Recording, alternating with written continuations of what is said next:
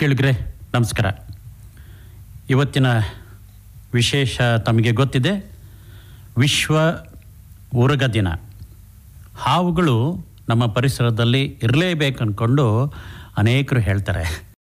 ಆದರೆ ಹಾವುಗಳೇ ಬೇಡ ಅನ್ನೋರೇ ಹೆಚ್ಚು ಅಲ್ವಾ ಶೇಷಪ್ಪನವರೇ? ಹಾವುಗಳಿದ್ದರೆ ದೊಡ್ಡ ಸಮಸ್ಯೆ ಅಂತ ಅಂದ್ಕೊಂಡು ಎಷ್ಟೋ ಜನ ಹೆದರಿಕೊಂಡು ಅವರೂ ದೂರ ಇರ್ತಾರೆ, ಹಾವುಗಳನ್ನು ದೂರ ಇಡ್ಲಿಕ್ಕೆ ಹೋಗ್ತಾರೆ. ವಾಸ್ತವವಾಗಿ ಜನಗಳಲ್ಲಿ ಆ ಭಯ ಇದೆ. ಸೊ ಹಾವು ಅಂದರೆ ಹರಿನು ಹೆದರದ ಅಂತೇಳಿ ನಾವು ಕೇಳಿದ್ದೀವಿ ಇತಿಹಾಸದಲ್ಲಿ. ಹಗ್ಗ ಕಂಡ್ರು ಹೆದರ್ತಾರೆ.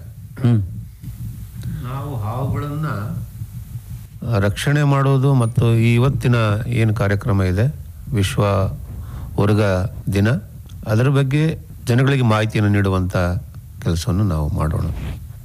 ಹೌದು, ನಮ್ಮ ಶ್ರೋತೃಗಳು ಈ ನೇರ ಪ್ರಸಾರದಲ್ಲಿ ಭಾಗವಹಿಸ್ಬೋದು. ತಮ್ಮ ಸಂದೇಹಗಳನ್ನು, ಅನುಮಾನಗಳನ್ನು ಬಗೆಹರಿಸ್ಕೊಳ್ಬೋದು. ಶ್ರೋತೃಗಳೇ, ಸಂಪರ್ಕ ಮಾಡಲಿಕ್ಕೆ ಈಗಾಗಲೇ ಸಂಖ್ಯೆಗಳನ್ನು ಹೇಳಲಾಗಿದೆ. 246289, ಮತ್ತೊಂದು 245258. ನಿಯಮಿತವಾಗಿ ನಮ್ಮ ಕಾರ್ಯಕ್ರಮದಲ್ಲಿ ಭಾಗವಹಿಸರು ಕೇಳ್ತಾ ಇರ್ರಿ, ಹೊಸೊಬ್ಬರಿಗೆ ಅವಕಾಶ ಕೊಡಿ. ನಿಮ್ಮ ಪ್ರಶ್ನೆಗಳು ವಿಶೇಷವಾಗಿರಲಿ, ಸುಮ್ಮನೆ ಏನೋ ಸಂಪರ್ಕ ಮಾಡದೆ ಮಾತಾಡಿದೆ ಅನ್ನೋ ಥರ ಆಗೋದು ಬೇಡ. ಲಕ್ಷಾಂತರ ಜನ ಕೇಳ್ತಾ ಇರ್ತಾರೆ, ಹಾಗಾಗಿ ನಿಮ್ಮ ಪ್ರಶ್ನೆಗಳಿಗೂ ಒಂದು ತೂಕ ಇರಲಿ, ಉತ್ತರಗಳನ್ನು ಪಡೀಲಿಕ್ಕೆ ಆ ಮೂಲಕ ಒಂದು ಅವಕಾಶ ಆಗ್ತದೆ ಅಂತ ಅಂದ್ಕೊಂಡೆ ಹೇಳ್ತಾ, ಶೇಷಪ್ಪನವರು 4 ಸಂಗತಿಗಳಲ್ಲಿ ಒಂದು ರೀತಿ ಪರಿಣಿತರು. ಶೇಷಪ್ಪನವರು ತಮ್ಮ ಪರಿಚಯ ಮಾಡಿಕೊಡ್ಬೇಕು. ಹಾಸನದಲ್ಲಿ ವಾಸ ತಮ್ಮದಲ್ವಾ? ಎಸ್ ಸರ್, ನಾನು ಹಾಸನದಲ್ಲಿ ವಾಸ. ನಾನು ಮೂಲತಃ ಹಳ್ಳಿಯಿಂದ ಬಂದವನು. ಎಲ್ಲಿ ಹಳ್ಳಿ? ನಮ್ಮ ಊರು ಹಳೆಬಿಡತ್ರ ದ್ಯಾವಪ್ಪನಹಳ್ಳಿ. ನಮ್ಮ ತಂದೆ ಮರಿಶೆಟ್ಟು, ತಾಯಿ ಕೆಂಚಮ್ಮ. ನಾವು 9 ಜನ ಮಕ್ಕಳು, 6 ಜನ ಹೆಣ್ಮಕ್ಳು, 3 ಜನ ಗಂಡು ಮಕ್ಕಳು. ಬೇಲೂರು ತಾಲೂಕು ದ್ಯಾವಪ್ಪನಹಳ್ಳಿ. ಏನು ಓದಿದ್ದು ತಾವು? ನಾನು PUC ವರೆಗೂ ವಿದ್ಯಾಭ್ಯಾಸವನ್ನು ಮಾಡಿದ್ದೆ. PUC ಪೂರ್ಣ ಮುಗಿಸಿದ್ರೆ ಅಥವಾ? ಮುಗಿಸಿ ನಂತರ ಅರೆಸೈನಿಕನಾಗಿ ಪ್ಯಾರಾಮಿಲಿಟರಿ ಫೋರ್ಸ್ ಅಲ್ಲಿ ಒಂದು 8 ವರ್ಷ ಸೇವೆಯನ್ನು ಮಾಡಿದ್ದೀನಿ. ಓಹೋ, ಎಲ್ಲೆಲ್ಲಿ ಕೆಲಸ ಮಾಡಿದ್ರಿ? ನಾನು ಟ್ರೈನಿಂಗ್ ಆಗಿದ್ದು ರಾಂಪುರ, UP. ನಂತರ ತ್ರಿಪುರದಲ್ಲಿ 1 ವರ್ಷ, ನಂತರ ಕಲ್ಕತ್ತಾ ದಮ್ದಮ್ಮಲ್ಲಿ ಏರ್ಪೋರ್ಟ್ ಅಲ್ಲಿ 3 ವರ್ಷ, ನಂತರ ದೆಹಲಿ ಮತ್ತು ಜಮ್ಮು ಕಾಶ್ಮೀರದಲ್ಲಿ 2 ವರ್ಷ. ವಿಶೇಷವಾಗಿ 1991 ವಿಶೇಷವಾದ ಒಂದು ಕಾರ್ಯಕ್ರಮದ ಟ್ರೈನಿಂಗ್ ಆ ಕಾಶ್ಮೀರದ ಘಟನೆ, ಕಾಶ್ಮೀರದ ಉಗ್ರವಾದ ಹೋರಾಟ ಆ ಸಮಯದಲ್ಲಿ ಆಗಿದ್ದು. 2 ವರ್ಷ ನಾನು ಪೂರ್ತಿ ಸರ್ವಿಸ್ ಮಾಡಿದಷ್ಟು ಅನುಭವ ಆಯಿತು. ಯಾಕೆ 8 ವರ್ಷಕ್ಕೆ ಬಂದ್ಬಿಟ್ರಿ? ನನ್ನ ವೈಯಕ್ತಿಕ ಕಾರಣದಿಂದ ನಾನು ರಿಸೈನ್ ಮಾಡಿದೆ.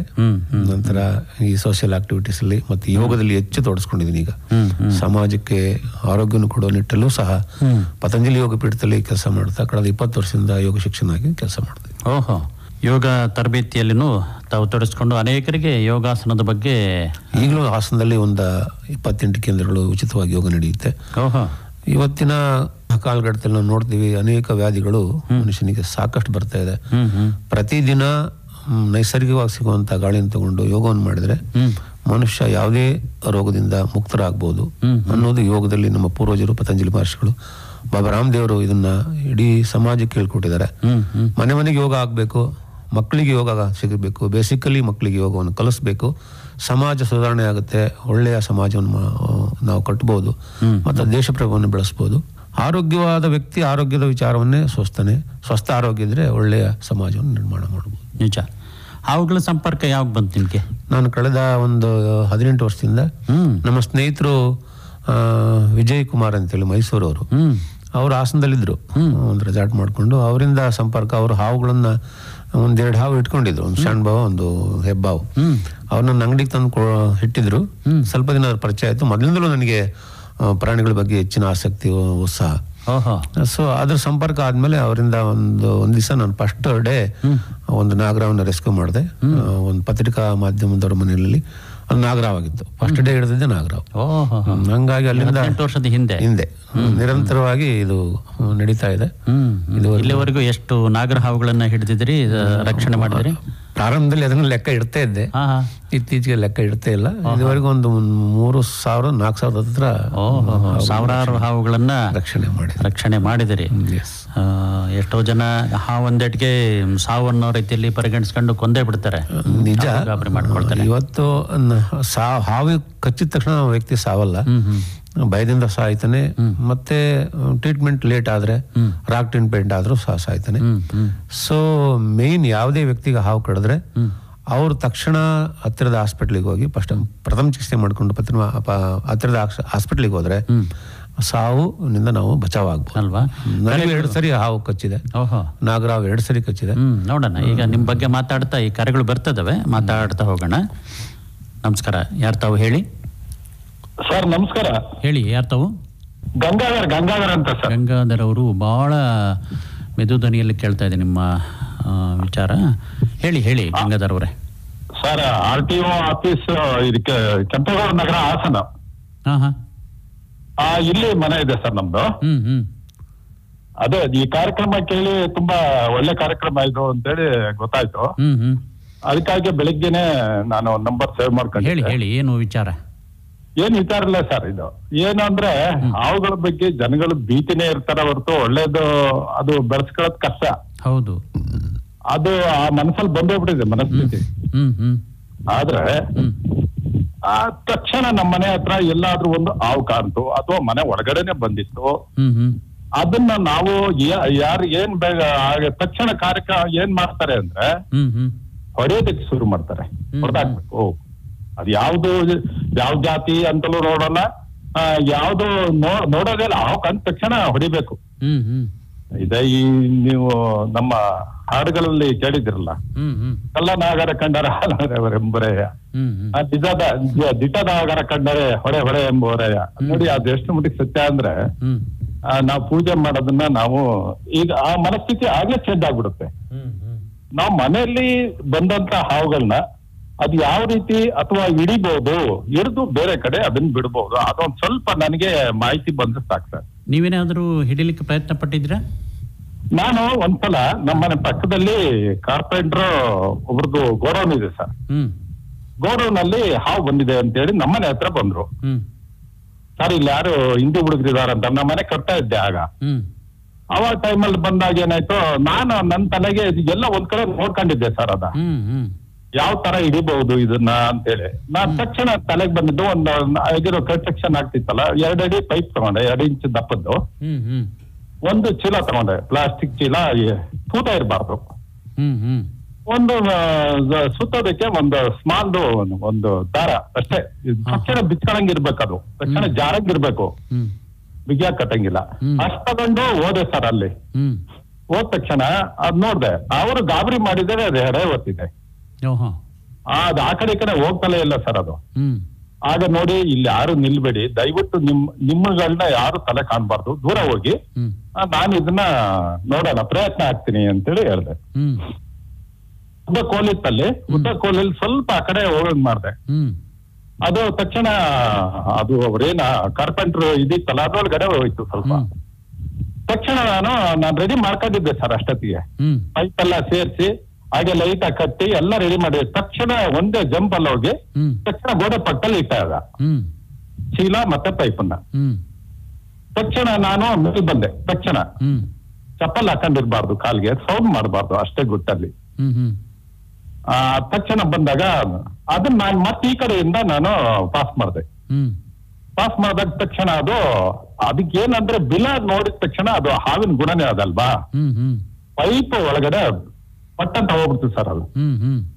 ಆಗ ಲೇಟ್ ಮಾಡಂಗಿಲ್ಲ ನಾವು, ವಿತಿನ್ ಸೆಕೆಂಡ್ ಅಲ್ಲಿ ಹೋಗಿ ಅದನ್ನ ತಕ್ಷಣ ಪೈಪನ್ನ ಮೇಲ್ಮುಖ ಮಾಡಿ ನಾನು ಚೀಲದ ಬಾಯಿ ಇಟ್ಕೊಂಡು ಅದನ್ನ ತೆಗೆದುಬಿಟ್ಟೆ ಸರ್. ಅದನ್ನ ಪೈಪನ್ನ ತಕೊಂಬಿಟ್ಟೆ. ಅದು ಒಳಗಡೆ ಸುಮಾರು ಒಂದ್ ಮಾರಿತ್ತೆ ಸರ್ ನಾಗರಾವು. ಸರಿ ಸರಿ. ಈಗ ಗಂಗಾಧರ್ ಅವರೇ, ನೀವು ಹಾವು ಹಿಡಿಯೋದ್ರ ಬಗ್ಗೆ ಗೊತ್ತು, ಮತ್ತೆ ಹಾವು ಹಿಡಿಯೋದು ಹೇಗೆ ಅಂತ ಕೇಳ್ತಿದ್ರಿ. ಆದ್ರೆ ಬೇರೆ ಇನ್ನೇನಾದ್ರೂ ಮಾಹಿತಿ ಇದೆಯಾ ಅಂತ ಹೇಳಿ ನಿಮ್ಮ ಆಯ್ತು. ಈಗ ನೀವು ಎಷ್ಟು ಹಾವುಗಳನ್ನು ಹಿಡಿದಿರ್ಬೋದು ಇಲ್ಲಿವರೆಗೂ? ಸರ್ ಅದು ಒಂದೇ ಸರ್, ಅದು ಒಂದೇ ಒಂದು. ಸರಿ, ಈಗ ಕೇಳಿಸ್ಕೊಳ್ಳಿ, ಶೇಷಪ್ಪನವ್ರು ಹೇಳ್ತಾರೆ. ಈಗ ಗಂಗಾಧರ್ ಅವರು ಹೇಳಿದ್ರು, ಆ ಕ್ರಮ ಹೊರತಾಗಿ ಇನ್ನೂ ಏನು ಕ್ರಮಗಳಿದ್ದಾವೆ ಶೇಷಪ್ಪನವ್ರೆ? ನೀವು ಮಾಡಿರೋದು ಒಂದು ಕ್ರಮ ಸರಿನೇ. ಸೊ ಎಲ್ಲಾ ಟೈಮಲ್ಲೂ ಅದು ವರ್ಕೌಟ್ ಆಗಲ್ಲ. ಹೌದು ಸರ್, ಅದು ಕಚ್ಚೋ ಚಾನ್ಸ್ ಇರುತ್ತೆ. ಆಮೇಲೆ ಚೀಲದೊಳಗೆ ಕಳಿಸೋದು ಒಂದು ತಪ್ಪು. ಚೀಲದೊಳಗೂ ಸಹ ಬೈಟ್ ಮಾಡುತ್ತೆ. ನನಗೂ ಸಹ ಚೀಲದೊಳಗೆ ಹಾಕಿದಾಗಲೇ ಒಂದ್ಸರಿ ನಾಗರಾವ್ ಬೈಟ್ ಮಾಡಿತ್ತು ವೆಟರ್ನರಿ ಕಾಲೇಜಲ್ಲಿ. ಸೊ ಚೀಲದೊಳಗೆ ಹಾಕಬಾರ್ದು. ಚೀಲದೊಳಗೆ ಹಾಕಿ ಕಟ್ಟಬೇಕಾದ್ರೂ ಸಹ ಅದು ಬೈಟ್ ಮಾಡೋ ಚಾನ್ಸ್ ಇರುತ್ತೆ, ಯಾಕಂದ್ರೆ ಅಗ್ರೆಸಿವ್ ಆದ್ರೆ ಸೈಡನ್ನ ಹೊಡೆಯುತ್ತೆ. ಆಮೇಲೆ ಪೈಪ್ ಎಲ್ಲಾ ಸಮಯದಲ್ಲೂ ಅದು ವರ್ಕೌಟ್ ಆಗಲ್ಲ. ಏನಾದ್ರು ಬೇರೆ ಡಬ್ಬಿ ಬಾಕ್ಸ್ ಆ ಥರ ಇಟ್ಕೊಂಡ್ರೆ ಒಳ್ಳೇದು, ಚೀಲ ಒಳ್ಳೇದಲ್ಲ. ಸೊ ಬಟ್ಟೆ ಆದ್ರೆ ಕಾಟನ್ ಬಟ್ಟೆ, ಗಟ್ಟಿಯಾದ ಬಟ್ಟೆನಲ್ಲಿ ಚೀಲ, ಅದಕ್ಕಾಗಿ ಎಕ್ವಿಪ್ಮೆಂಟ್ಸ್ ಇರುತ್ತೆ. ತಕ್ಷಣಕ್ಕೆ ನಾವು ಚೀಲ ಹುಡುಕ್ತೀವಿ, ಪೈಪ್ ಹುಡುಕ್ತೀವಿ, ಆ ಥರ ಆಗುತ್ತೆ. ಸೊ ಅದಕ್ಕೆ ರೆಸೀವ್ ಮಾಡ್ಬೇಕಾದ್ರೆ ಅದರದೇ ಆದ ಒಂದು ಎಕ್ವಿಪ್ಮೆಂಟ್ಸ್ ಇಟ್ಕೊಂಡ್ರೆ ಒಳ್ಳೇದು. ಒಂದು ಸ್ಟಿಕ್ಕು ಸಹ ಬರುತ್ತೆ ಈ ರೀತಿ. ಆಮೇಲೆ ಹಾವುಗಳನ್ನ ಅದೇ ಐಡೆಂಟಿಫೈ ಮಾಡಿ ರಕ್ಷಣೆ ನಿಟ್ಟಲ್ಲಿ ಧೈರ್ಯದಿಂದ ಅದನ್ನ ರೆಸ್ಕ್ಯೂ ಮಾಡಿದ್ರೆ ನೋ ಪ್ರಾಬ್ಲಮ್. ಸೊ ನೀವು ಚಪ್ಪಲಿ ಹಾಕಿದ್ರೆ ಒಳ್ಳೇದು, ಯಾಕಂದ್ರೆ ಕಾಲು ಕೈಗೇನೆ ಹೆಚ್ಚು ಕಡಿಯೋದು. ಶೂ ಹಾಕೊಂಡೆ ಅದನ್ನ ರೆಸ್ಕ್ಯೂ ಮಾಡಬೇಕು. ಕೈಗೆ ಗ್ಲೌಸ್ ಇದ್ರೆ ಹಾಕಬಹುದು, ಇಲ್ಲಾಂದ್ರೆ ತುಂಬಾನೇ ಕೇರ್ ಆಗಿ ಹ್ಯಾಂಡಲ್ ಮಾಡೋದ್ರಿಂದ ಕಡಿಯೋ ಸಂಭವ ಕಡಿಮೆ ಇರುತ್ತೆ. ಸೊ ಅದಕ್ಕೊಂದು ಸ್ಟಿಕ್ ಬರುತ್ತೆ, ಆ ಸ್ಟಿಕ್ ಅನ್ನು ತಗೊಂಡ್ರು ಸ್ವಲ್ಪ ಈಸಿಯಾಗಿ. ನಾವು ಯಾವುದೇ ಕಾರಣಕ್ಕೂ ತಲೆ ಹಿಡಿಯೋದು, ಮೈ ಹಿಡಿಯೋದು ಅದನ್ನ ಮಾಡಬಾರ್ದು. ಅದನ್ನು ನ್ಯಾಚುರಲ್ ಆಗಿ ಅದು ಒಂದು ರಕ್ಷಣೆಯ ಕೊಠಡಿಗೆ ಅಂದ್ರೆ ಜಾಗಕ್ಕೆ ಹೋಗ್ತಿದ್ದೀನಿ ಅನ್ನುವ ಭಾವನೆಯಲ್ಲಿ ಅದಕ್ಕೆ ಒಂದು ಥಾಟ್ಸ್ ಇರಬೇಕು. ಅದು ಅಗ್ರೆಸಿವ್ ಆದ್ರೆ ನಮ್ ಕಡೆಗೆ ಅಟ್ಯಾಕ್ ಮಾಡುತ್ತೆ, ಇಲ್ಲ ಗಾಬರಿ ಆದಾಗ ಈ ತರ ಸಮಸ್ಯೆಗಳು. ಆ ರೀತಿ ನೀವು ಗಮನಿಸಿ ಅವುಗಳನ್ನ ಐಡೆಂಟಿಫೈ ಮಾಡಿ ಹಿಡಿದ್ರೆ ಅದು ರೆಸ್ಕ್ಯೂ ಮಾಡ್ಬೋದು. ರೆಸ್ಕ್ಯೂ ಮಾಡಿಬಿಟ್ಟು ಹೊರಗಡೆ ಬಿಡ್ಬೋದು. ಸೊ ಧೈರ್ಯ ಇರಬೇಕು, ಉಡಾಫೆ ಮಾಡಬಾರ್ದು. ಅವೆಲ್ಲವೂ ಸಹ ಎಚ್ಚರದಿಂದ ಇರಬೇಕು. ಹಾವು ಹಿಡಿಬೇಕಾದ್ರೆ ಅದ್ರ ಕಡೆನೇ ಗಮನ ಕೊಡಬೇಕು. ನೀವ್ ಎಂತ ಚೀಲ ಬಳಸಿದ್ರಿ ಗಂಗಾಧರ್ ಅವರೇ?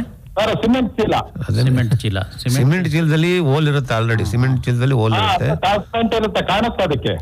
ಅಲ್ಲ, ಒಂದು ಹೋಲ್ ಇರುತ್ತೆ, ಆಮೇಲೆ ಸಿಮೆಂಟ್ ಚೀಲ ಎಲ್ಲ ತೆಳು ಇರುತ್ತೆ. ನೀವು ಇಲ್ಲ ಅಂದ್ರೆ ಪರ್ಟಿಕ್ಯುಲರ್ ಆಗಿ ಅದಕ್ಕೆ ಒಂದು ಬ್ಯಾಗ್, ಕಾಟನ್ ಬ್ಯಾಗ್ ತರ ಬರುತ್ತೆ, ಅದನ್ನ ಬಳಸ್ಬೋದು. ಇಲ್ಲ ಅಂದ್ರೆ ಬೆಸ್ಟ್ ಒಂದು ಪ್ಲಾಸ್ಟಿಕ್ ಡಬ್ಬಿ, ಉದ್ದನೆ ಡಬ್ಬಿ ಆದ್ರೆ ಫುಲ್ ಸೇಫ್ಟಿ. ಇಲ್ಲ ಅಂದ್ರೆ ಕಷ್ಟ. ನಾವು ಇತ್ತೀಚೆಗೆ ಎಲ್ಲ ಪ್ಲಾಸ್ಟಿಕ್ ಡಬ್ಬನ ಇಟ್ಕೊಂಡು ಡಬ್ಬ ಅಂದ್ರೆ ಎಂತದು? ಮುಚ್ಚಳ ಇರಬೇಕು, ಲೆಂತ್ ಇರಬೇಕು, ಉದ್ದ ಇರಬೇಕು. 2 ಅಡಿ ನಾರು ಇದ್ರೆ ಸಾಕು. ಅದು ಸ್ವಲ್ಪ ಏನು ಹೋಲ್ ಮಾಡ್ತಿರ್ತೀವಿ, ಅದಕ್ಕೆ ಗಾಳಿ ಆಡ್ಲಿಕ್ಕೆ. ಅದು ಫುಲ್ ಸೇಫ್ಟಿ. ಈಗ ಕಳೆದ 4-5 ವರ್ಷದಿಂದ ನಾನು ಹಾಗೇನೆ ಚೀಲಕ್ಕೆ ಹಾಕಲ್ಲ. 2 ಸರಿ ಆ ತರ. ಅದು ಬಣ್ಣದ್ದು ಇರ್ಬೇಕಂತ ಹೇಳ್ತೀರಾ? ಅದೇನಿಲ್ಲ, ಕಲರ್ ಇದ್ರು ನಡೆಯುತ್ತೆ. ಒಟ್ಟಿನಲ್ಲಿ ಸೇಫ್ಟಿ ಗಟ್ಟಿ ಬಾರಿಸ್ಬೇಕು. ಈಗ ಪಾರದರ್ಶಕವಾದ ಡಬ್ಬಿಗಳಲ್ಲಿ ಜನ ಕಾಣ್ತಿರ್ತಾರೆ, ಮತ್ತೆ ಹೋಗಿ ವಾಪಸ್ ಬಂದ್ಬಿಟ್ರೆ ಬರುತ್ತೆ, ಸಹಜವಾಗಿ ಬರುತ್ತೆ ಅದು. ಸೊ ನಾವು ಬಿಟ್ಟಾಗ ಆ ಕಡೆ ಕಾಣುತ್ತೆ, ಆ ಕಡೆ ಹೋಗ್ಬೇಕು ಅನ್ಸುತ್ತೆ. ಅದಕ್ಕೆ ಪಾರದರ್ಶಕ ಇದ್ರೆ, ಕತ್ಲೆ ಆದ್ರೆ ರಿಟರ್ನ್ ಸಡನ್ ಬರುತ್ತೆ, ಇಲ್ಲ ಕೂರುತ್ತೆ. ಸೊ ಅದಕ್ಕೆ ಒಂದು ಬ್ಯಾಗ್, ಅದು ಆ ಡಬ್ಬಿಗೆ ಒಂದು ಚೀಲ ಬೇಕಾದ್ರೆ ನಾವು ಕವರ್ ಮಾಡಬಹುದು, ಕತ್ಲೆ ಆಗಂಗ ಹಾಗೂ ಮಾಡಬಹುದು. ನೋಡಿ, ಹೀಗೂ ಇದೆ. ಆದ್ರೆ ತಾವು ಹೇಳ್ತಾ ಇದ್ರಿ ಚಪ್ಪಲಿ ಶೂ ಹಾಕೊಳ್ಬಾರ್ದಂತ. ಶೇಷಪ್ಪನವರು ಅಪ್ಪಿತಪ್ಪಿ ಅದು ಕಾಲಿಗೆ ಹೋಯ್ತಂದ್ರೆ ಸಮಸ್ಯೆನೆ ಗಂಗಾಧರ್ ಅವರೇ. ಓಕೆ, ಧನ್ಯವಾದ. ನಮಸ್ಕಾರ. ಮುಂದಿನ ಕರೆ ಯಾರದು ನೋಡೋಣ. ಮಾತಾಡಿ, ಹೇಳಿ, ಯಾರು ತಾವು? ಹಲೋ, ನಮಸ್ಕಾರ ಸರ್. ನಮಸ್ಕಾರ, ಯಾರು ತಾವು? ಶಿವ ಹಾಸನ್ ಅಂತ ಹೇಳಿ ಶಿವ ಅವರೇ. ಹಾವು ಹಿಡಿದ್ ಯಾವ ತರ ಈಗ ಮನೆಯಲ್ಲಿ ಬಂತು ಅಂತ ತಿಳ್ಕೊಳ್ಳಿ. ಏನಂದ್ರಿ? ಇವಾಗ ಮನೆಯಲ್ಲಿ ಹಾವು ಬಂತು, ಇವಾಗ ಬಂದ್ಮೇಲೆ ಎಲ್ಲರೂ ಭಯ ಪಡ್ಕಂತವ್ರೆ. ಆದ್ರೆ ಅದನ್ನ ಹಿಡಿದ್ ಯಾವ ತರ ಹೇಳಿದ್ರಲ್ಲ, ಈಗ ಕೇಳಿದಿರಲ್ಲ, ಮತ್ತೆ ಕೇಳ್ತಿರಲ್ಲ. ಮುಂದಿನ ವಿಚಾರಕ್ಕೆ ಹೇಳ್ತಾರೆ. ಮುಂದಿನ ವಿಚಾರಕ್ಕೆ ಹೋಗೋಣ ಅಥವಾ ಮುಂದಿನ ಕರೆಗೆ ಹೋಗೋಣ. ಶತ್ರುಗಳ ನೇರ ಪ್ರಸಾರದಲ್ಲಿ ಕಾರ್ಯಕ್ರಮ ಜನತರಂಗ ವಿಶ್ವ ಉರಗ ದಿನ. ಈಗಾಗಲೇ ಶೇಷಪ್ಪನವರು ಹೇಳಿದರೆ ಹಾವುಗಳನ್ನು ಹೇಗೆ ಹಿಡಿಬೇಕಂತ. ಗಂಗಾಧರ್ ಅವರು ಸಹ ತಮ್ಮ ಅನುಭವಗಳನ್ನು ತಿಳಿಸಿದರೆ ಮತ್ತೆ ಅದನ್ನೇ ಕೇಳಕ್ಕೆ ಹೋಗಬೇಡಿ. ಇನ್ನೂ ಬೇರೆ ಸಂಗತಿಗಳಿದ್ದಾವೆ. ನಮ್ಮ ಪರಿಸರದಲ್ಲಿ ಎಷ್ಟು ಹಾವುಗಳಿದ್ದಾವೆ, ಎಂತೆಂಥ ಹಾವುಗಳಿದ್ದಾವೆ, ಇವನ ಬಗ್ಗೆ ಮಾತಾಡ್ತಾರೆ. ಮುಂದಿನ ಕರೆ ಯಾರದು? ಮಾತಾಡಿ, ಹೇಳಿ, ಯಾರು ತಾವು? ಹಲೋ, ಮಾತಾಡಿ. ಉಮಾ ಪುಟ್ಟರಾಜು ಸರ್, ವಿದ್ಯಾನಗರ. ಹೇಳಿ. ಶೇಷಪ್ಪನವರು ನಮ್ಗೆ ತುಂಬಾ ಚಿರಪರಿತ ಅವರು. ಸರ್, ಹಾವುಗಳು ಕಂಡಾಗ ನಾವು ಅದು ಎಂತ ಮನುಷ್ಯರಿಗೂ ಹೆದರಿಕೆ ಇರುತ್ತೆ ಸರ್. ಹಾವು ಅಂದ್ರೆ ಮೈಯೆಲ್ಲ ಜಿಮ್ ಆಗುತ್ತೆ, ನಡ್ಕ ಬರುತ್ತೆ. ಮತ್ತೆ ನಾವು ಅದನ್ನ ನೋಡಿದ ತಕ್ಷಣ ಸಾಯಿಸ್ಬಾರ್ದು ಹಾವನ್ನ. ನಾವ್ ಹೇಗೆ ನಾವು ಜೀವನದಲ್ಲಿ ಬಾಳ್ಬೇಕು, ಬದುಕ್ಬೇಕು ಅನ್ನೋ ಆಸೆ ಇಟ್ಕೊಂಡಿರ್ತೀವೋ, ಹಾವುಗಳಿಗೂ ಅದೇ ತರ ಬಾಳಿ ಬದುಕಬೇಕು ಅನ್ನೋ ಆಸೆ ಇರುತ್ತೆ ಸರ್. ಅದಕ್ಕೆ ನಾವು ಹಿಂಸೆ ಕೊಡ್ಬಾರ್ದು. ಶೇಷಪ್ಪನವರಿಗೆ ನಾವು ಗೊತ್ತು, ಪರಿಚಯ ಇದೀವಿ. ನಮ್ಮನೇಲೆ ನಾವು ಒಂದು 5-6 ಹಾವು ಹಿಡಿಸಿದೀವಿ ಸರ್. ಇಲ್ಲ, ಇಲ್ಲ ಸರ್. ಮತ್ತೆ ನಮ್ ಮನೆಯವರು ಹಿಂದೆ ಹೋದ್ರು, ದಾರ ಅಂದ್ಬಿಟ್ಟು ಕಾಲು ಹಿಂಗ್ ಕೈ ಹೋಗಿದ್ದಾರೆ. ನೀವ್ಯಾಕೆ ಹಿಡಿಲಿಲ್ಲ ಉಮಾ ಅವ್ರೆ? ಏನು ಸರ್? ಈಗ ಶೇಷಪ್ಪನವರಿಂದ ಹಿಡಿಸಿದೀವಿ ಅಂತ ಹೇಳಿದ್ರಿ, ನೀವ್ಯಾಕೆ ಹಿಡಿಲಿಲ್ಲ? ಇಲ್ಲ ಸರ್, ಹಿಡಿಯಕ್ ಭಯ. ಕೇಳಿ ಸರ್, ನಮ್ಮ ಮನೆಯವರು ದಾರ ಅಂದ್ಬಿಟ್ಟು ಕೈ ಹಾಕಿದ್ದಾರೆ ಬಾಲ ತುದಿಗೆ. ಅದು ತಕ್ಷಣ ಹೋಗಿ ಇದಾಗ್ಬಿಟ್ಟಿದೆ, ಔತ್ಕೊಬಿಟ್ಟಿದೆ. ಅವಾಗ ಹಾವು ಅಂತ ಬಂದ್ಬಿಟ್ಟು ನಮ್ಗೆಲ್ಲ ಅಯ್ಯೋ ಹಿಂದೆ ಹಾವಿದೆ ಹೋಗ್ಬೇಡಿ ಅಂತ ಹೇಳಿದ್ರು. ತಕ್ಷಣ ನಾವು ಶೇಷಪ್ಪನವ್ರ ನಂಬರ್ಗೆ ಕರೆ ಮಾಡಿ ಅವರು ಯೋಗ ನೀವು ಶೇಷಪ್ಪನವರು ಪರಿಚಯಸ್ಥರ ಅಂತ ಹೇಳ್ತಿದ್ರಿ, ಅವರಿಂದ ತಿಳ್ಕೊಂಬ್ಲಿಲ್ಲ ನೀವು ಹೆಂಗ್ ಹಿಡಿಬೇಕು ಏನ್ ಮಾಡ್ಬೇಕು? ಇಲ್ಲ ಸರ್, ಹಿಡಿಯಕ್ಕೆ ಭಯ. ಇಲ್ಲ, ಎಲ್ಲ ಇಂಥವ್ರು ಹಿಡಿಬೇಕಾದ್ರೆ ನಾವು ಪ್ರಯತ್ನ ಪಡೋದು ತುಂಬಾ ಕಷ್ಟ ಸರ್. ಯಾಕೆಂದ್ರೆ ನಾವು ಹಿಡಿಯೋ ಪ್ರಯತ್ನ ಮಾಡಿದಾಗ ನಮಗೇನಾದ್ರು ಅಪಾಯ ಆದ್ರೆ ನಮ್ಗೂ ಕಷ್ಟ. ಹೇಳ್ತಿದ್ರಲ್ಲ ನೋಡಿ, ಎಷ್ಟು ಸ್ಪಷ್ಟವಾಗಿ ಹೇಳಿದ್ರೆ. ಆಮೇಲೆ ನೀವು ಪರಿಚಯಸ್ಥರ ಅಂತ ಹೇಳಿರೋ. ಇಲ್ಲ ಸರ್, ಪಕ್ಕದ ಮನೇಲಿ ಒಂದ್ಸರಿ ಇದು ಕೆರೆ ಹಾವು ಹಿಡಿ ಅವರು ಬಂದಿದ್ರು, ಎಲ್ಲರೂ ಸೇರಿ ಪ್ರಯತ್ನ ಪಟ್ಟಾಗ ನಾವು ಅದು ಚರಂಡಿ ಒಳಗಡೆ ಹೋಗ್ಬಿಡ್ತು ಸರ್. ಹಿಡ್ದು ಬಾಲ ಹಿಡ್ಕೊಂಡು ಎಷ್ಟ್ ಹೇಳಿದ್ರು ಅದು ಫೋರ್ಸ್ ಆಗಿ ಹೋಗ್ಬಿಡ್ತು.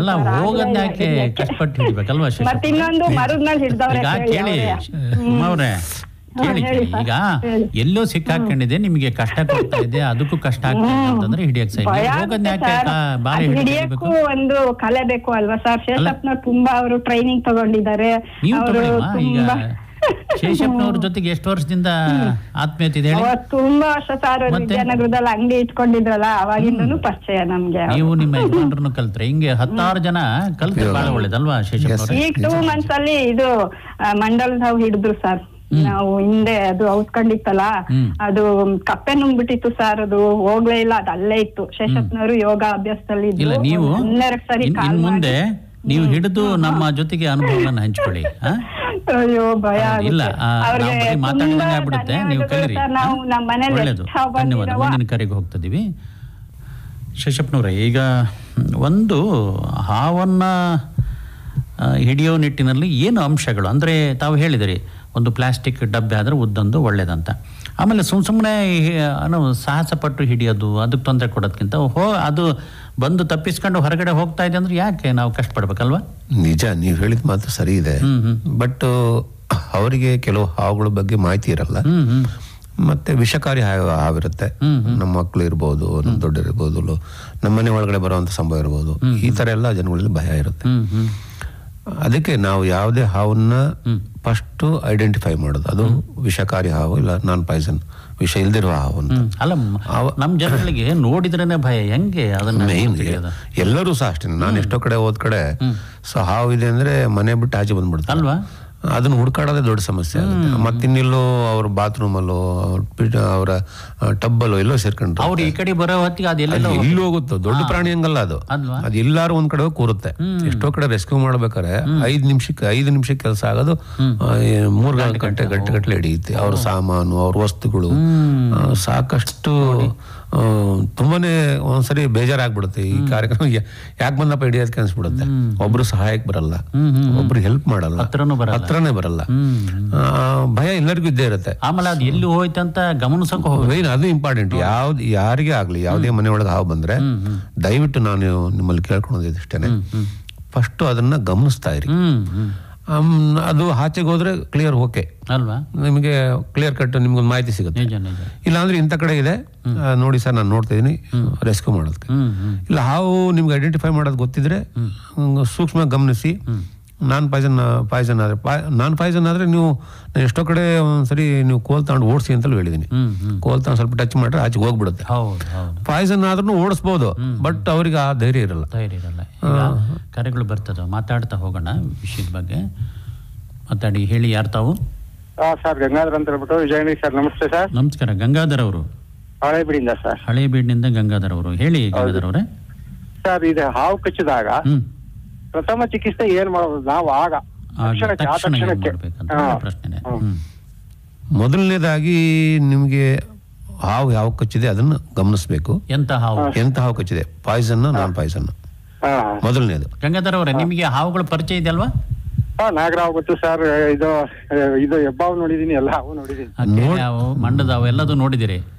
ಇಲ್ಲಿ ನಮ್ಮಲ್ಲಿ ಇರುವಂತದ್ದು ಪಾಯ್ಸನ್ ಹಾವು, ನಾಗರಾವು, ಮಂಡಲದಾವು, ಮತ್ತೆ ಕೋಬ್ರಾ.